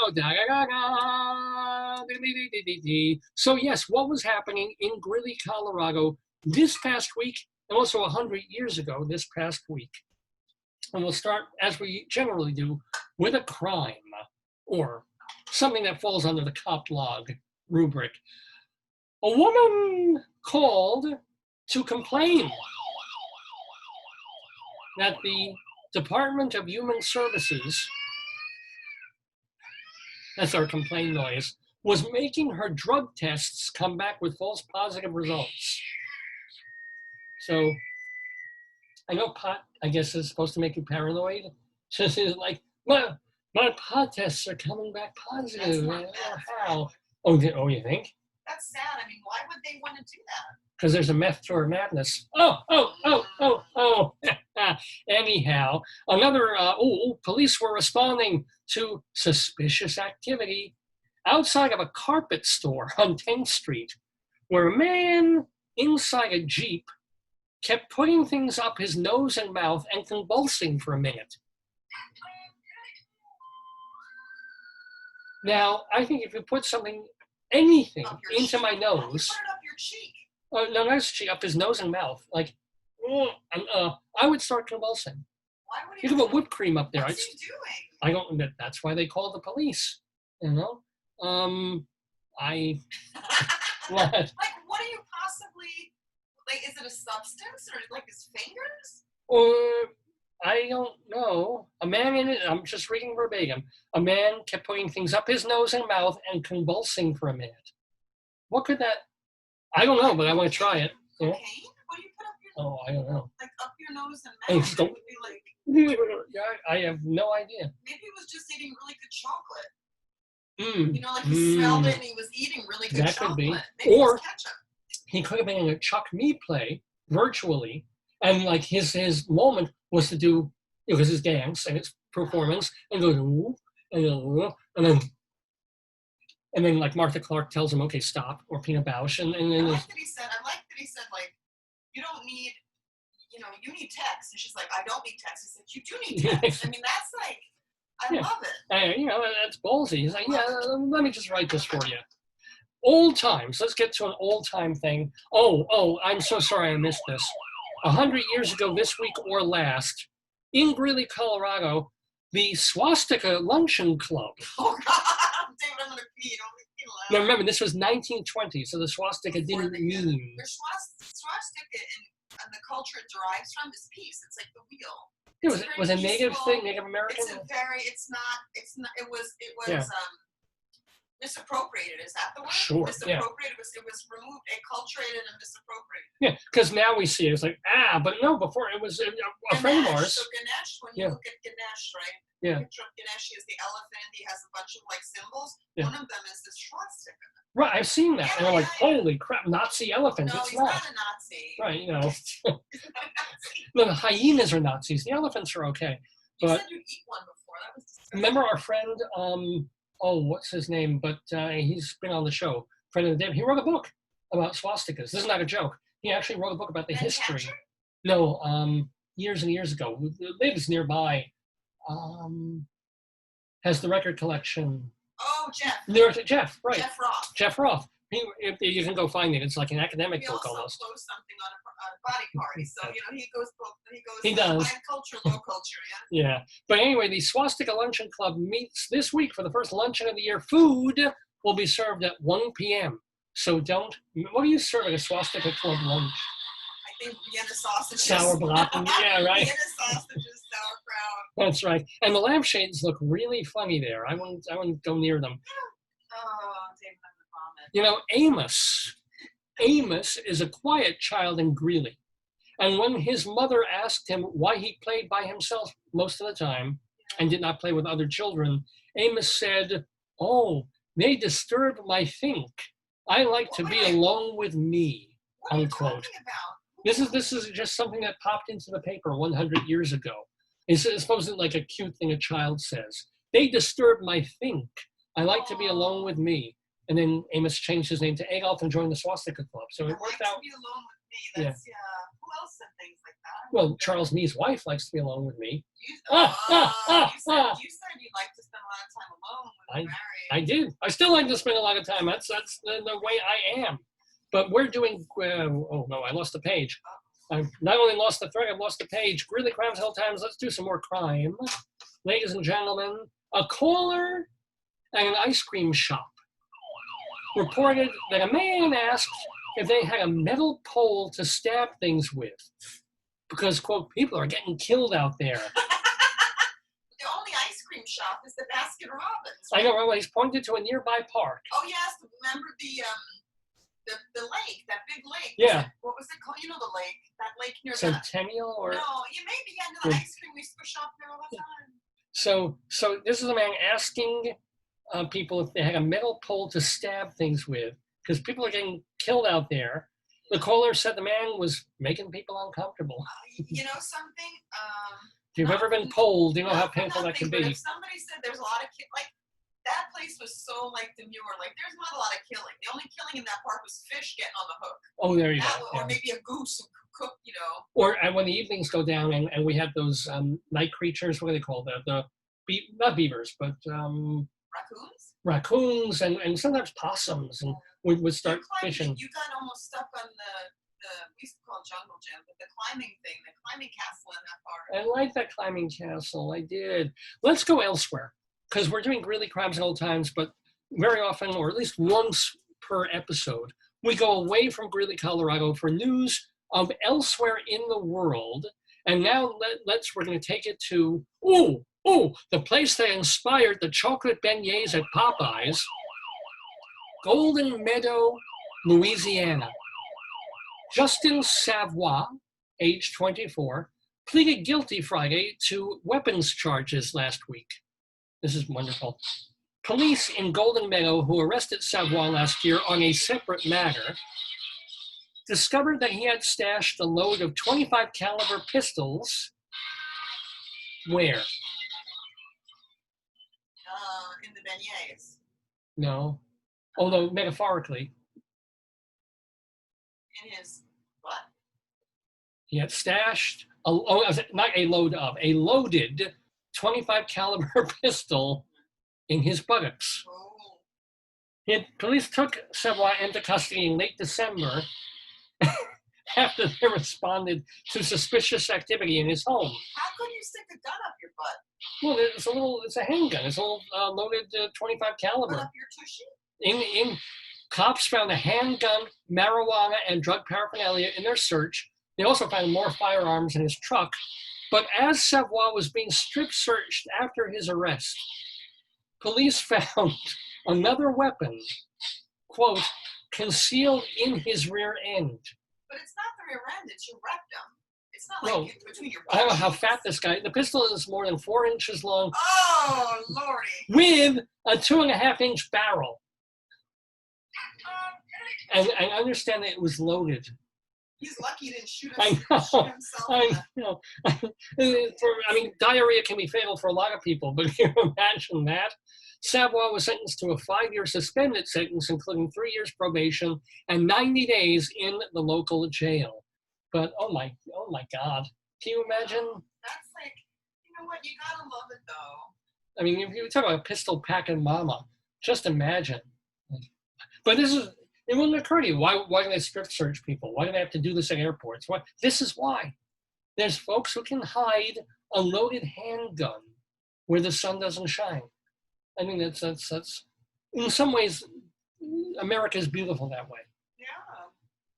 Now we do that with really, really, really obese But, you people, know, like, where they can hide weapons under the folds of their sorry, but, fat. like, do you wanna like, this is always my thing. Like, Yeah. if you wanna be the police person or the guard who has to like check people's heinies, like that would not be the job I want. Well, first of all, you're wearing, even before the pandemic, you'd be wearing gloves. Yeah, but even then, do you want to do that? Like, that's a rough job. Well, tell that to, really, honestly, tell it to a proctologist Yeah, who but makes they're- $250,000 a year. Yeah, but they're doing that for health. Like, a policeman's looking for stuff. Like, The health of the populace. You know, if you find something in there, you're either saving that person's life or saving whoever's going to take the drugs that they're. what Yeah. happens if they got the gun out and while they were getting the gun out, they shot him in the intestines? Like, what's that about? That would be very yeah, bad. That's bad. Yeah. Yeah, they've got to be real careful. It was a loaded handgun. One wrong move, you know. What happens if he farted? Would the methane like trigger the bullet to go? All I know is that he was apparently well treated, so at least to Savoy they were fair. Get it, Savoy? I'm sorry. Yeah, give me 1 sec. Yeah, no, I rightfully apologize for that. Let's stay elsewhere, by the way. Let's do another time in our Greeley Crabs and Old Times segment that isn't from Greeley. This is Miami, Florida. The Guardian newspaper reported this. Mark Johnson is a professional artist who paints realistically about Florida marine life. One morning, strolling along by a canal with his golden retriever, Johnson was attacked by an 8-foot alligator. The reptile lunged from the water, That's the only thing I have. raced to Johnson, and chomped his leg. 60 stitches ensued. Johnson said he freed himself by jabbing his index fingers into the gator's Oh my eyes. God. And see, this is a guy who could have used a metal pole, a sharpened metal pole. The 61-year-old painter then added, "I've already got the canvas ordered to paint it." Said Johnson, quote, the image will be in my mind the rest of my life. I see my foot. I see the gator. Oh God, David. He had green eyes. The teeth were pearly white, no stains. Oh, David, how do you know the teeth? Because Wait, hold a on, gator hold is an on, alligator. Hold on. I have a perfect thing for that. Yeah, Wait. Oh no, hold on. I gotta see it. He went to the dentist. he did. The alligators take care of their teeth. They're good about it. They make How do appointments. they go to the twice a dentist? How do they pay? They got little hands. How do they pay? Just threats. Is it, dentist, I won't eat you if you clean my teeth, you know. Now, there's more about this alligator here. He wanted to roll so he could start dismembering. That's what they do. They flip around. Oh yeah. He started clamping down above my knee, and my shoe Oh, was sticking out the base of his jaw. Oh, man. like, would you want to see that? Like, that's so bad. After Johnson got away, he limped home with blood dripping from his leg. There he saw Rex, his dog, who obeyed his order to run when the alligator attacked. Good. Well, Smart dog. smart for the dog. It's like alligators attacking me is like, sick 'em. Not What's the dog run, gonna do? Rex. What's the dog? The dog's probably like 2 pounds. It would have been like an hors d'oeuvre. Well, dogs have teeth, and they can. No, they can. The alligator, you saw alligator skin is rough. It's like Klingon. Yeah. So yeah, Rex was waiting for him when he got home, limping home, and Rex was like, "Where's my lunch?" Did they take off his foot or his foot's No, off? he's 60 stitches. he got. You know, he lucked out. Yeah. That he could have lost a foot, a leg. Yeah. Well, then, if he lost a whole leg, they would have had to call him Eileen. So where did I lose this? Says Johnson, quote, this is, you know, in a year of overstatement, this may be the understatement of the year. Johnson says, quote, it's important for people to understand how dangerous alligators are. Yes. Yeah. And again, the whole joy of this is he's now going to paint the thing. He's not going to paint his horrible leg. And I mean, he survived, right? Yeah. But he just sees it as another subject. By the way, the subject of this program is me, Dave Lefkowitz. The program is Dave's Gone By. It is a little bit afternoon Eastern time here in the Daverhood. We do this program every week from 9 until noonish or thereabouts on our Facebook page, Dave's Gone By. My darling and adorable wife, Joyce. Here goes that Daverhood. People are asking to catch up. There's a lot of catch up. There should be a lot of catch up. It's a festive occasion here on this October 3rd, the 766th episode of the show. What? I feel like it's March. I feel like we went to bed in March. Right. And we woke up, it's October. I feel, you know. Yeah, and it's still the first wave, babe. It's still, we're still in it to win it. The only thing that has a lot of waves that is good is feminism. Are you second wave or third wave? Which wave are you? I'm not the rich white woman phase. Right. I'm not that phase because I'm not rich. I'm whitish. And I'm womanish, but I don't know. Oh, shout out to Helen Reddy. She died last week. She was woman, now she's dead. And she's in her resting bed and got nothing. Sorry. Anyway, we're moving on with a couple more items for Greeley Crimes and Old Times on this Saturday, October 3rd, 2020. Let's do one more elsewhere because they've been piling up on us. And then we'll move back to Crimes and Old Times. We're going to go all the way. Remember how you said I sounded Russian for no particular reason before? Your Neanderthals are not Russian. They're not. They're not. Part Balkan somewhere, but I don't even sound that Russian. But now I can do something Russian. Dateline Moscow. Russian authorities arrested. Now I sound like Bela Lugosi. Russian authorities. Пожалуйста. Authorities arresting a former traffic police officer last week, Sergei Torop, claims to be the reincarnation of. You want to take a stab on this one? That is. He claims to be the reincarnation of Jesus. And for 3 decades, this guy has run a cult in Siberia. Russia says he'll be charged with organizing an illegal religion, extorting money from followers, and emotionally abusing them. Torop, age 59, and he does have has beard and long gray hair, was arrested along with his helpers, Vadim Redkin, a former drummer in a boy band, and another aide, Vladimir Verdinikov. Let's find out a little bit more about him. Torop lost his job as a traffic officer back in 1989. And then he lost his mind when Soviet Russia collapsed. So he started the Church of the Last Testament, which has thousands of followers ranging from Siberian peasants to urban professionals. Siberian peasants. I am not God. David, is Siberia still a thing? Yeah, Siberia's still there. My God. Well, what then? What? And it's still majority control. And by the way, it wasn't Torop. It's the guy's name is actually Vissarion, but he calls himself Torop. I am not God, says Vissarion, and it's a mistake to see Jesus as God. But I am the living word of God. Everything that God wants to say, he says through me. That's pretty cool. In the original ideology of the cult, Vissarion claimed Jesus was watching over people from an orbit close to Earth. Wow. And the bird, what? I can see that because I watched Star Trek and I wouldn't believe that too. Could have been. And the Virgin Mary was, quote, running Russia. That's what Virgin Mary does, yeah. God bless her. Sisters are doing it. If Ivana Trump can run Trump Towers, why can't the Virgin Mary would probably... She has the time. If she is a virgin, she has time to run Russia. It's true. But later, he declared himself to be Jesus. His commune mixes religion with lifestyle rules. You'll like this. Veganism is enforced because he is the beautiful vegan Messiah. And monetary exchange is banned inside the commune. Followers wear austere clothing and count years. Check this out. When do you think is the first year in their calendar? I don't know. 1961, of course, the year Torop was born. Nice. Christmas Who's that megalomaniac? has been replaced by a feast day on January 14th. Why January 14th?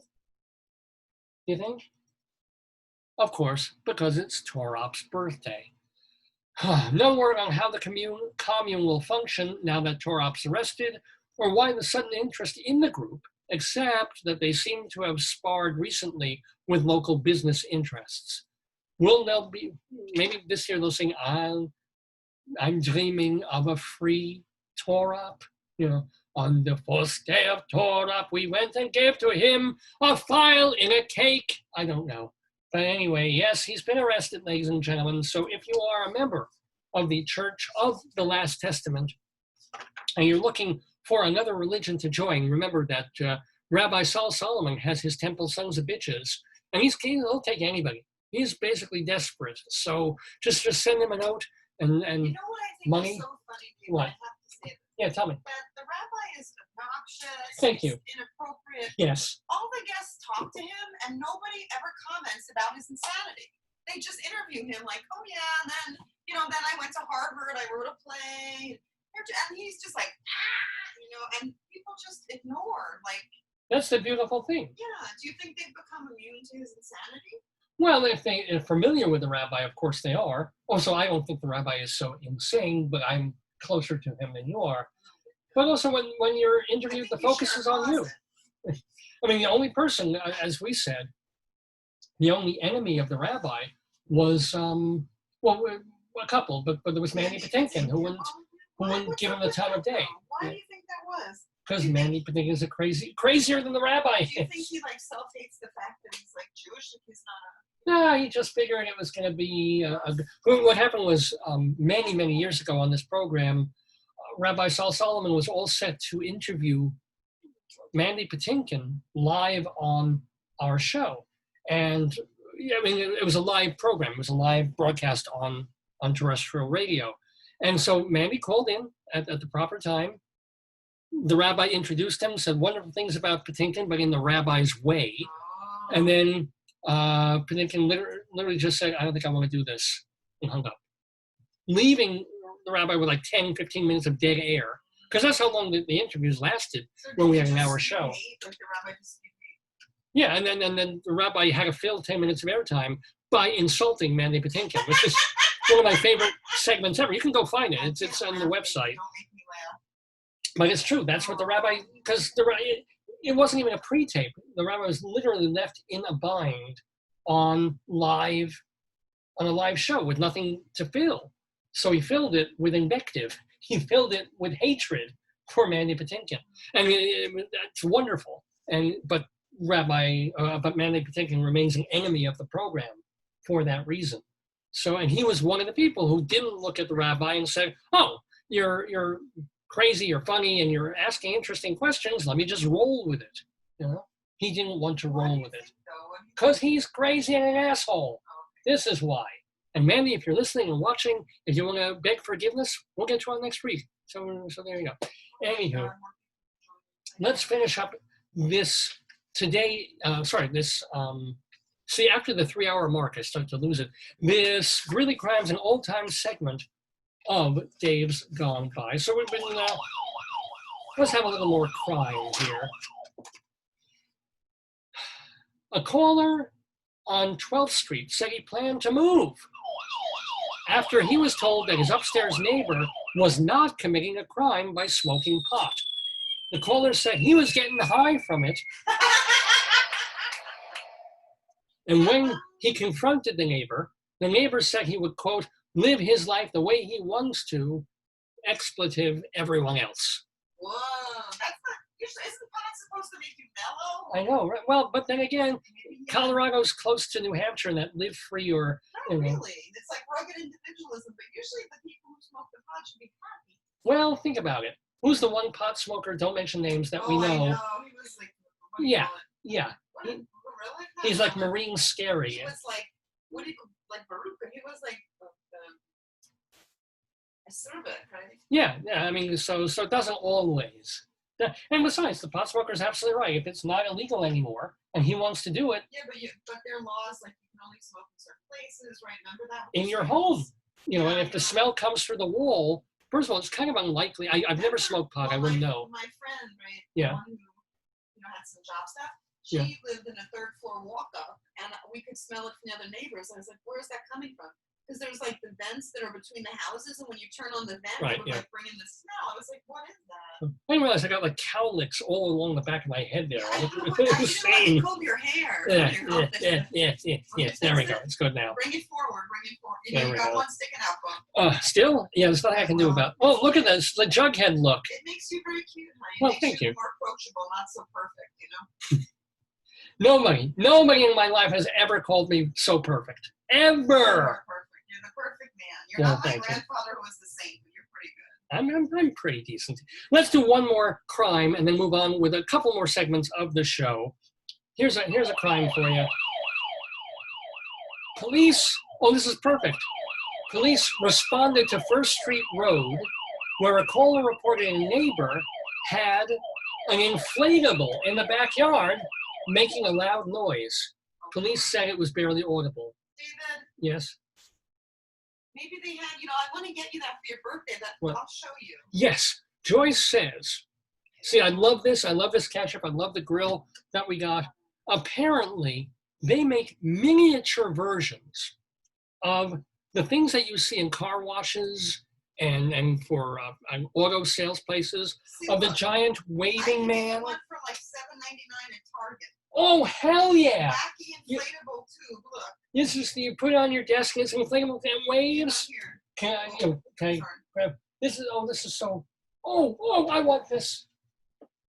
Every time that I get something, I find something else that I also want. Look at that. No truer words were spoken. Wacky waving inflatable tube guy. The man that I saw it on Facebook. The man had it. It looked even better. Wacky waving inflatable tube guy, which, by the way, is what I called my penis on our honeymoon. But there you go. Oh, thank you ever so much. It's out of stock. I can't get it. Oh no, it's not. It can't be out of stock. I'll get it for you. Don't worry, I'll find it. For $8, what is shipping? $500? How much? Inflatable tube guy. Inflatable, and give me a good one. There's one at Urban Outfitters. Please. I want a wacky inflatable.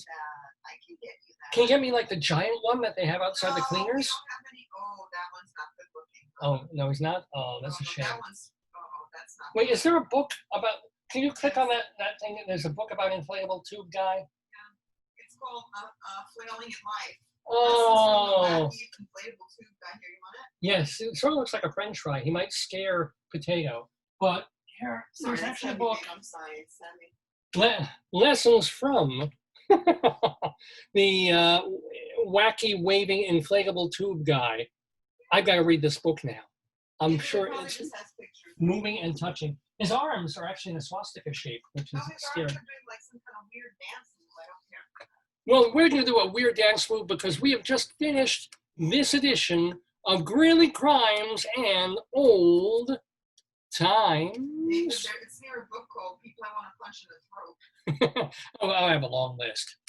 Mr. Horace Greeley was no fool. I'm sure that you agree with me that Greeley was no fool. What he is getting at is that Mr. Greeley was no fool. Yippee-yi, yippee-yi, yippee-yi, yi-yi, yippee-yi, yippee-yi, yippee-yi.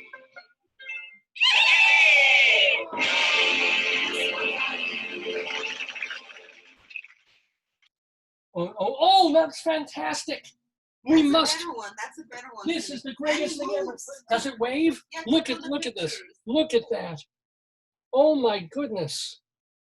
Oh, I need that. Okay. I need that in my life by my birthday. Yeah, I'll get it for your birthday. Oh. You can look through Amazon and pick the one you want, but I think this one's better. That's fantastic. Because it's nice and big, it's as tall. Let's see the reviews, okay? Yeah, make sure it's well made. I got this for my birthday.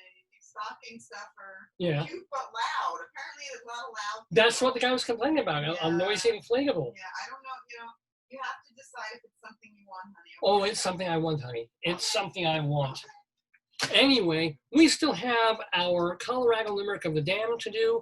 we're going to talk about our friends of the Daverhood briefly, and I think that will carry us through the rest of the show. But before then, as promised, old Abe, even though he hasn't had a moment to think about it, is going to try and talk extemporaneously about a word. See, early in the broadcast, my wonderful wife, Joyce. I want to show you a video of the tube man. Oh, Joyce is looking for a video of the tube. Now. That's not a video of the tube man. You get it. That's a Well, she picked out a word. Oh, hold on. Joyce is showing. I can't really see it if I hold it up. Hold on, let me see. This is incredible. It's the wacky inflatable tube. You can already see how wacky it is from that smile. Yeah. Just open the box, dude. All right, yes, you're reading the box. How long is this video? He's looking at the box. There's the French fry guy. He's doing it he has the patience to use a box cutter. He's opening it. He's doing it. He's pulling it out, and he's taking that out. Let's see. There's instructions because this could go wrong. Oh, look at that little weird fat boy. All right, don't even with no fingers. That's just wrong. Wacky waving inflatable tube guy, and history and its uses. No idea. Well, I guess if Donald Trump is incapacitated and we need a temporary president, we could do worse. All right, let's see. He's opening it. Okay, so don't you hate that? Don't you hate that Scotch tape that you have to find where it starts? And we got it quickly. That's good. All right, and now here it is. Well, there's a little fan. I can't imagine that works for more than like a week or two. Okay, it's a little rototiller thing. Bring my hand. Let's turn it on. Does it plug in somewhere? Well, it's got batteries. Oh, you can do it into a wall. That's good. Dude, it's not rocket science. Just put the battery in it. Yes. Is it loud? You can't tell. Well, he hasn't turned it on yet. So he's looking. See, you can plug it. There should be a thing for plugging it into the wall, which is better than just doing a AA battery. Or just plug it in your computer. What the hell? What is he doing? I think that's a Trojan 4X right there. That's not good. Oh, look at it! Oh, he's cute! That will make the girls happy. All right. Just do it. The video's half over already. He's not going to done anything with it. Yeah. All right. He's unboxing, but you need to inflate the thing. He's having a little too much fun. Is it two-headed? Oh, that's his arms. He should have arms. Oh, look at his little arms. Can we do this? Oh, yeah. Okay. That was so strenuous. He had to go to the bathroom. He had to go lie down. Look Oh, my God! Do you want that? I believe I do. Okay. I believe I do. I don't know how noisy it is. Oh, David. Oh, he does side to side and back and forth. Look at that. I thought, oh my God. That's a little too vigorous. Can you lower that? Listen, I don't know. I guess it's going to Whoa.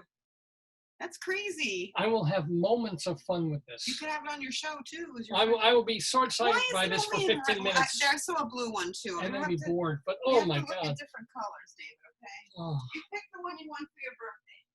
You pick it, I'll buy it for you. And I say to myself, what a wonderful world. But ladies and gentlemen, the inflatable, wacky inflatable dude. It's wacky waving inflatable dude. Wacky waving inflatable dude. In case you're now running off to buy them too. I think there's a bunch of them. Well, there should be a bunch of them. And they should be made by various different companies so that there's competition. And whoa! Ladies and gentlemen. Now, this has a kind of zen to it.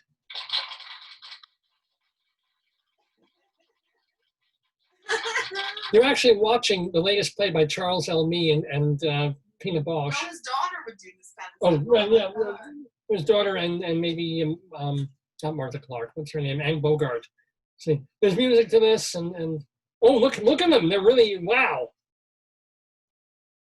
This is get more than one. Maybe get 3 of them. Strangest production of Jesus Christ Superstar I've ever seen. I think you could get 3 of them. I think we must. You can get 5 of them, one for every decade. Wow. That's just wow. Well, you have to decide. It's beautiful. Look at how many this. You could get a bunch like this. Wouldn't that be fantastic? That price, if they have like in bulk.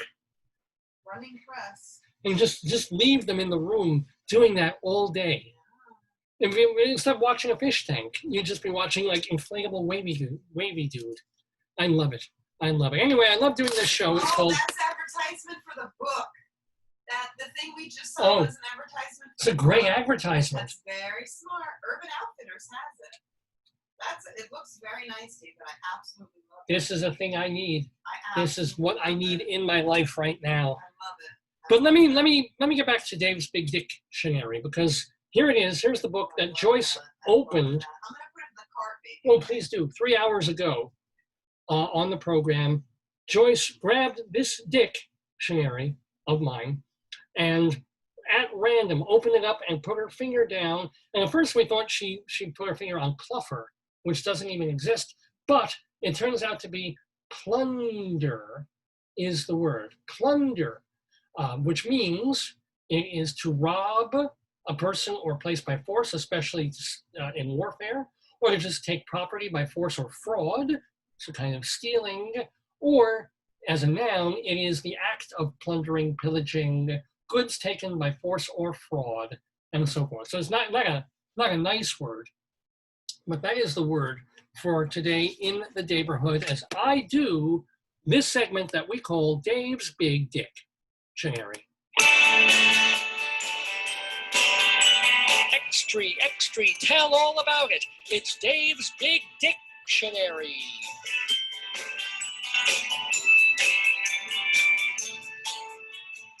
So it occurred to me, fortunately or not, that plunder doesn't really enter into my vocabulary at any stage of my life. There's no time when I was, say, working on Wall Street or something like that, where I would just, pillage and plunder and so forth and make a killing and work for some kind of Wall Street firm that's too big to fail and just take home millions of dollars before the FCC caught on and let me keep my ill-gotten goods. I never had that. Was never in that position.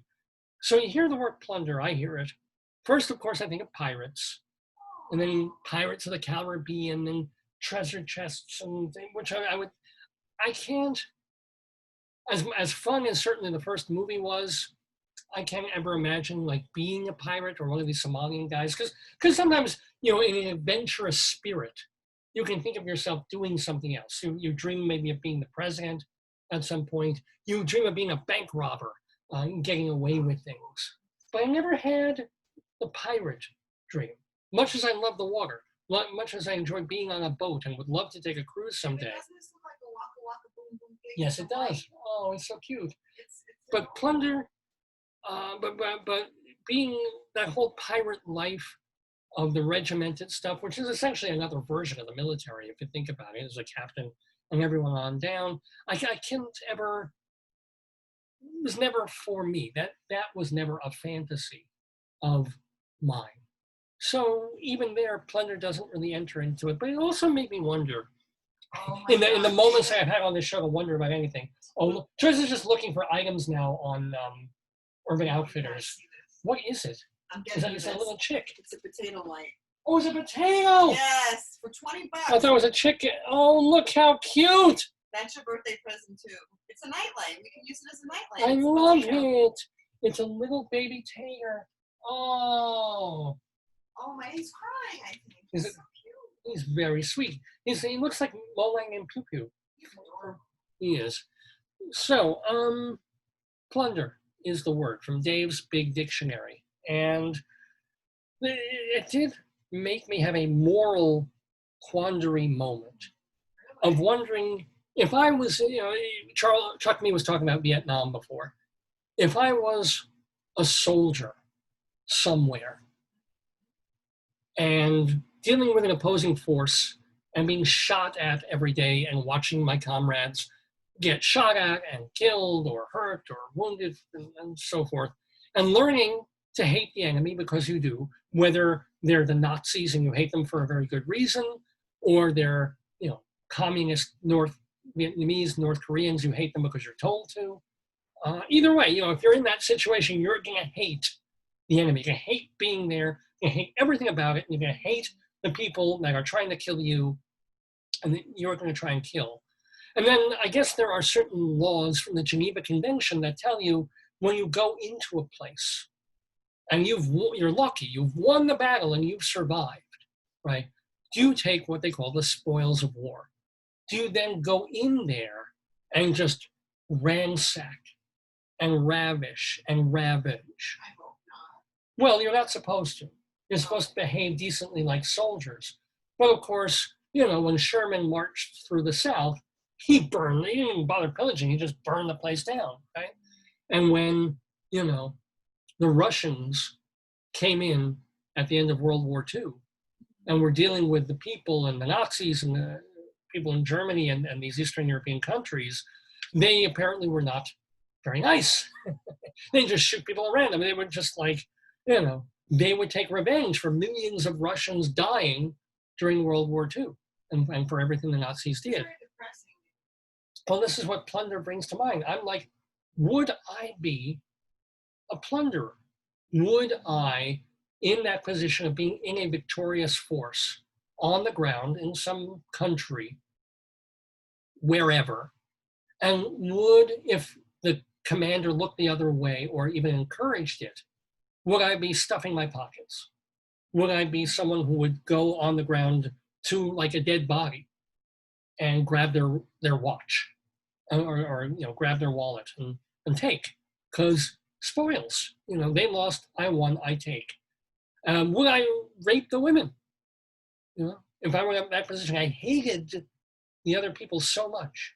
I was there to kill them, right? I tried to kill them. They tried to kill me. Maybe I killed a couple. Maybe they killed a couple on my side. Would I then, now that, we've defeated you people, you're garbage to us now. You're lucky we're letting you live. Oh, she's cute. Let me take her into a hut for half an hour, And I would love to say, well, no. I certainly would not take or steal or take riches or go into people's houses with my rifle and just, okay, you just sit over there. I'm just going to take whatever's valuable and bring them back because you stole all the valuables from, the Jews off their walls and hid the art. Why would you be in a thing fighting for the Jewish people? Well, I'm just saying if I were like, it were 1946, let's say. My Uncle Bob raided a Nazi warehouse. They took stuff. Right. Joyce is saying her Uncle Bob. They took mementos as soldiers. Because the commanding officers were watching. They weren't taking priceless works of art and jewelry. Maybe they were, if they weren't being looked at. Maybe they stuffed their pockets with somebody's antique ring that their great-grandmother gave them. But now the husband was dead from the war, some SS officer. They're just there. They're going to be on the street begging and hooking for money, and you're going to just, you know what? You killed 6 million of my people. I think I will take this ring out of the drawer and mail it back to my girlfriend back home in New York or New Jersey. And I've got to say, I try to be a pretty moral guy overall in my life, but I think I would be a plunderer. I feel like if given the opportunity and given the sense of revenge and hatred I would have towards these people, I'm not necessarily proud of this, but I would figure, you know what? I earned this. I don't make a lot of money in this army that I'm in. Maybe they're giving me a free college education or a stipend or something. And hey, free Broadway show tickets thanks to the USO. But I'm not getting rich off this. I'm still in a situation that might be a little bit dangerous. And I'm only here because these people declared war on us. Let me take what's mine. If I'm in a particularly bad mood and I haven't had my 5 cups of coffee in the day, let me just take 5 cups of coffee. Good God almighty. Let me take a torch to their yurt and just watch them sit outside screaming while their home burns down. Because why? Well, just because at that point. Just because revenge. Just because hatred. Just because. That's what plunder makes me think of. It makes me think I'm... Watch The Nanny. Well, just for what it was a fun show. What do you mean? You think that would be? I would torture them not by burning their place down, Joyce says, but by making them watch episodes one after another, binge watching The Nanny with Fran Drescher. I know there are worse things to binge watch, you know. Anyway, well, does plunder bring up anything else to mind? Plunder, you're doing more pillage than plundering, actually. Well, the raping is pillage. What is the difference between pillage? Pillage is like you pillage the village, you plunder down under. You plunder down. No, but I guess pillaging is much more violent and vengeful. Plunder is just taking stuff. It's just stealing. You know. Yeah. So, yeah. Actually, I feel a little better about myself. I like to think that maybe I wouldn't pillage. I would plunder, but I wouldn't do so much pillaging. Pillaging would not be on my agenda. You would not pillage or plunder if you had to touch anything with soap, right? Yeah. No, but like if there was a Vietnamese woman, I wouldn't rape her and then slit her throat, but I would like take her. You'd ask her to make you like a full lunch. Yes. I would ask, can you make it not too spicy, don't use too much cilantro, but make me a lunch and make me with leftovers so I have dinner later, and then I'll leave you alone. I'm not going to burn anything down. I'll take that from you. Maybe, what should I, that looks nice. What do you have? What? They had nothing. What would I even take? I'll think, that's a good looking machete you have. I'll take it. So plunder I would, pillage I wouldn't. I wouldn't pillage the village. But I would plunder down under. And that's Dave's Big Dictionary. For this Saturday, October 3rd, 2020, with me, Dave Lefkowitz, my wonderful wife, Joyce, Ketchup, and our potato friends, and our etrog friend, and our egg friend. We didn't even say hi to Egg. Hey, Egg. Oh, he's not really. Come on. Oh my God, so many people joined again. I can't keep track. Yeah. No. He's just a shell of his former self. Anyway, we're almost done with Dave's Gone By, but we still have our Colorado. Thank you very much.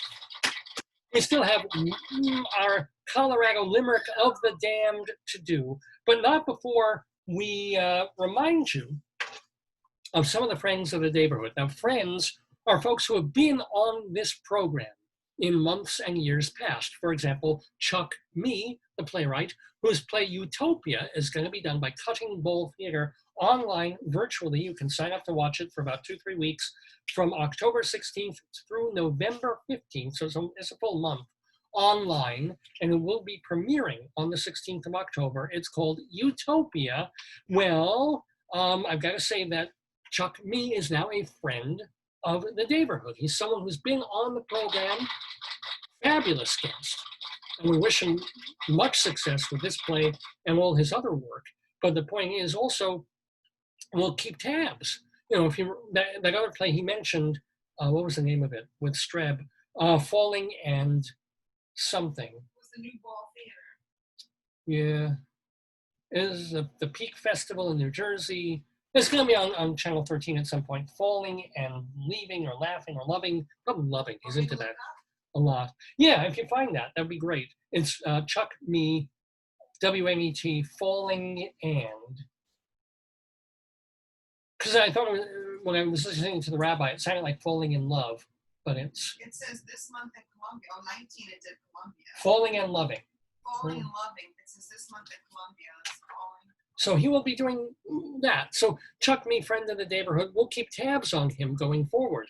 We will also keep tabs on many of our other friends. About what had happened in Columbia, David.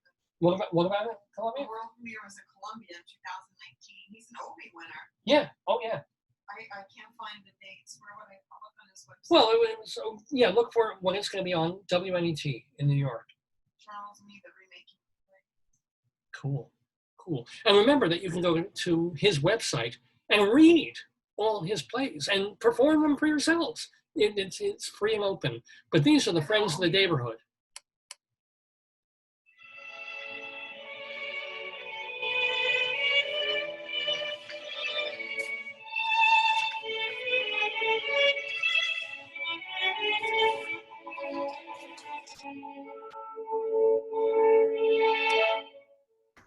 So there's going to be a benefit video for the Actors Fund, and it's going to be on Vimeo, not YouTube, but it's going to be called The Theater Will Survive.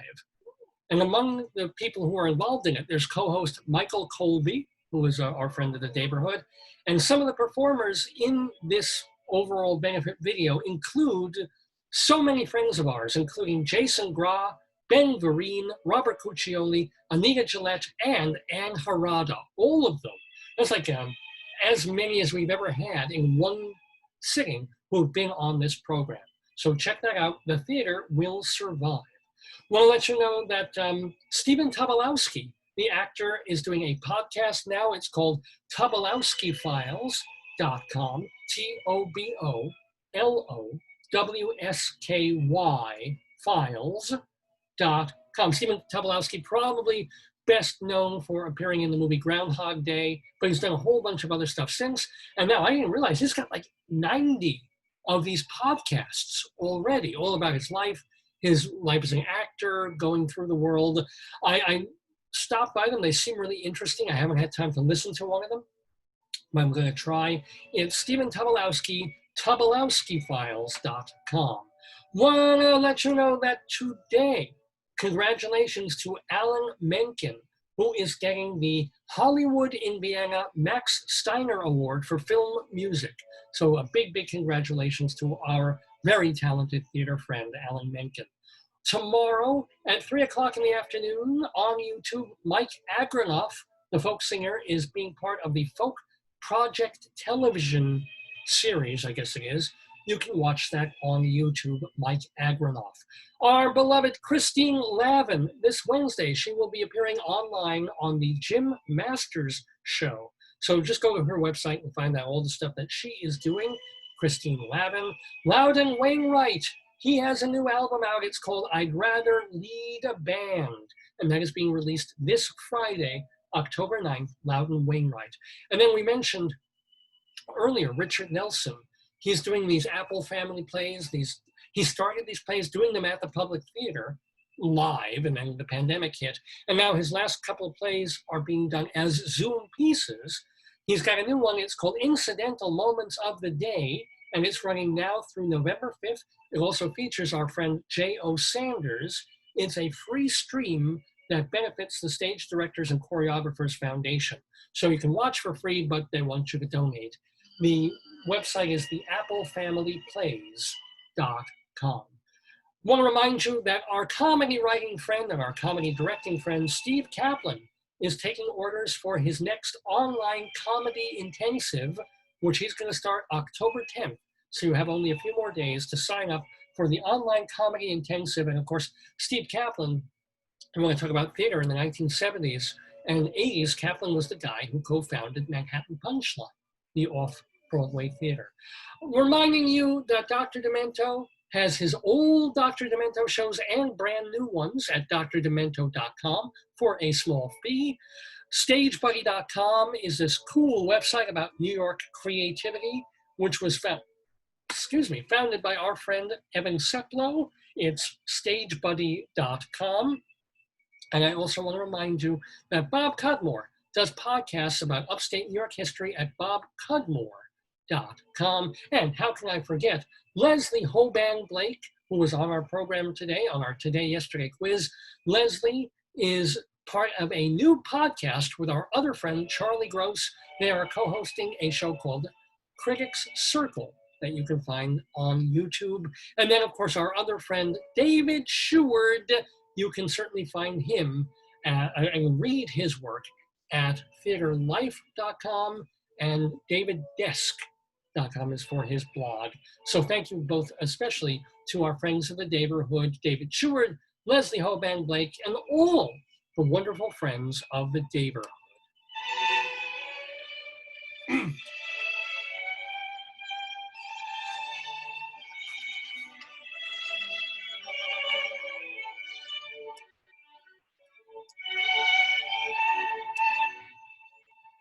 Man, you know, when you talk for 3.5 hours straight, it kind of does things to your brain and your mouth. You know, I start talking like Rand Paul, and I apologize for that. But we do have a little bit more time just enough time to astonish, astound, and disgust you with a Colorado limerick of the damned.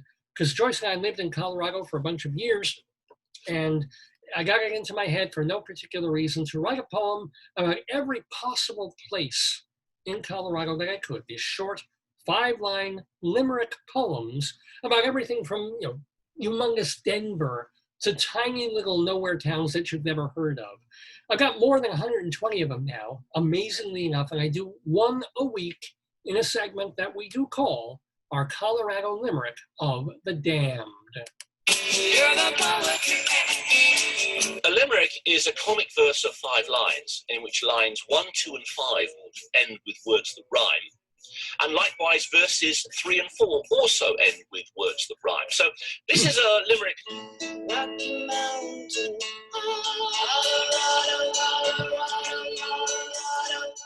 The voice of Christine Lavin there telling us how wonderful Colorado is, because we are doing our Colorado Limerick of the Damned, where we go to Custer, Colorado. We're going to muster the excitement of Custer for you. Custer is a sparsely populated county in south central Colorado, and it was named after General George Armstrong Custer of the Civil War and the Indian Wars. Settled in the 1870s when there was a silver rush in that area of Colorado. During the late 19th century, they even had a railroad line connected there, but that was permanently closed after a few disastrous floods. Since then, the place has been properly irrigated. It's still there, and it serves mostly for cattle ranching. So yes, Custer, Colorado, all these places still on the map, even if some of them are designated as kind of unofficial ghost towns. But I have written a poem about Custer, Colorado, and it's not something you want the children to hear, so do hustle them out of the room before I start telling it, because it is a properly improper limerick of the damned for Custer. A popular hooker in Custer is losing a bit of her luster. Though far from a hag, she's starting to sag and can't write a dick like she used to. Send your comments and complaints to davesgoneby@aol.com. That's davesgoneby@aol.com. I read them all. I respond to most. davesgoneby@aol.com. Would love to hear from you. You're also welcome to message me if you're one of my many friends on Facebook, or just post in the show on Facebook. I have to say, if you post on underneath a show after the show's over, I don't necessarily get to read all of those. But if you just want to send a public message on Facebook, that's totally fine. Tell me what you think of the show. Suggestions of who should be on the show and other segments that we might do. Would love, love, love to hear from you either on Facebook or davesgoneby@aol.com. Do also follow the show on Twitter. Radio Dave 2 is the way to do that. Radio Dave and the number 2 is my Twitter handle. I want to mention also that Rabbi Saul Solomon, he's got a Twitter feed at Rabbi Saul Solomon. So you're going to want to follow his stuff there, and definitely check out his website, shalomdammit.com. Shalom, D-A-M-M-I-T, shalomdammit.com. This is the place to read his little sermons, his rabbinical reflections, and to hear them as well. You can also watch his hilarious TV show, Shalom Dammit, Rabbi Saul Solomon's Peace, Love, and Acid Reflux Hour. There are 10 half-hour episodes. They have links to all of them for free on the site. I think they're wonderful. And he even got the blessing from Chuck Mee, saying that he's a wonderful performer and writer. So you can watch footage of his stage show, his entire show, Shalom Dammit, an Evening with Rabbi Saul Solomon. That is available at shalomdammit.com. So, yeah, that's kind of the show. That's what we've done this whole week, man. Well, on behalf of me and Heshy, Bumi, and Soya, and my darling and adorable wife, Joyce, Joyce, do you have anything? Joyce is also busy taking pictures of the show. We'll steal a few of those. Anything else I have to talk about? No, we'll talk about the octopus next week, maybe. And and maybe by that time they will fix the bottle return machine at the local King Cullen. I'm telling you, it's 50-50. Every time I go shopping at our local King Cullen, they have they have a row of these machines that are taking back bottles, cans, and glass. And, you know, I know they're supposed to be helping the environment, but all I see when I go to this place is either the two plastic bottle machines are broken, or one of them is broken and somebody with 4 million bottles is using it. But the other thing I was thinking about was, like a week ago, I was standing there inputting the bottles and, you know, was complaining. Why don't you just give one of the people like the bottles and get like an estimate, you know? Who's going to do it? There was a guy a couple of weeks ago who was standing there. They got rid of him. I think they got the police to shoo him away. Who would take your bottles for you, count them out, and then give you the change so you didn't have to stand at the machine. That's better. I don't know what he got. I think he got an extra 3 cents out of every bottle, which is, God bless him. But this thing of going there, because you don't see from the jobs during COVID. Yeah, right. But you don't see from the car where you're parked when the machines are working. So you're schlepping these garbage bags full of bottles. You get up to the machine. In Food Town, they count it for you. You just hand them the bag and they count Really? the They still do that? Yeah.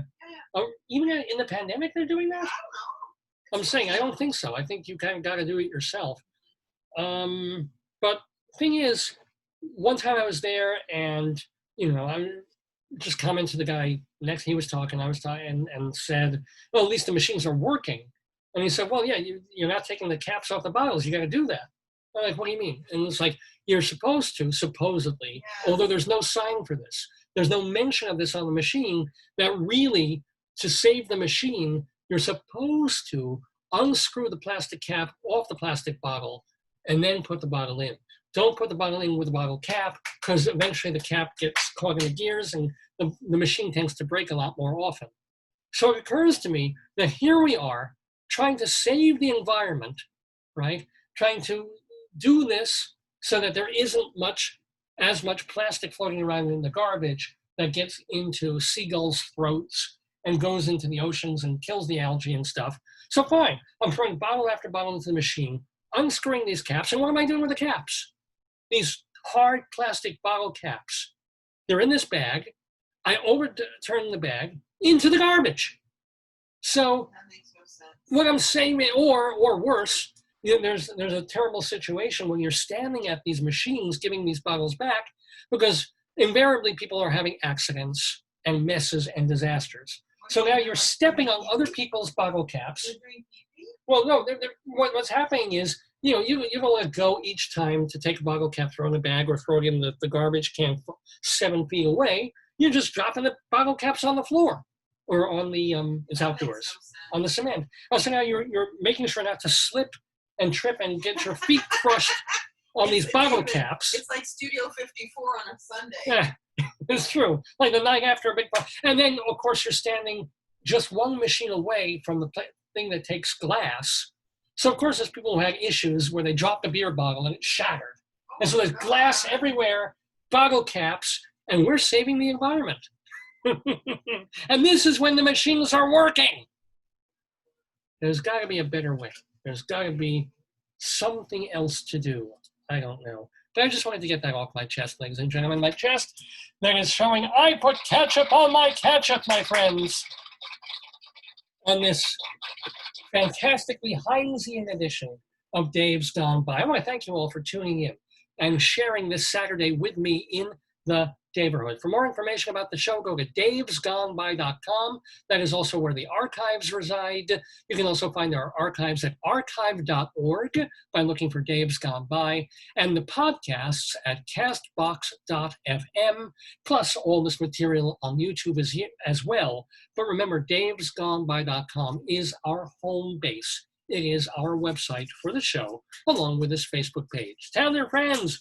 Tell your family, we're here. We've been doing this for 18 years. Chai, as Rabbi Saul would say. our 20th anniversary, as he would say.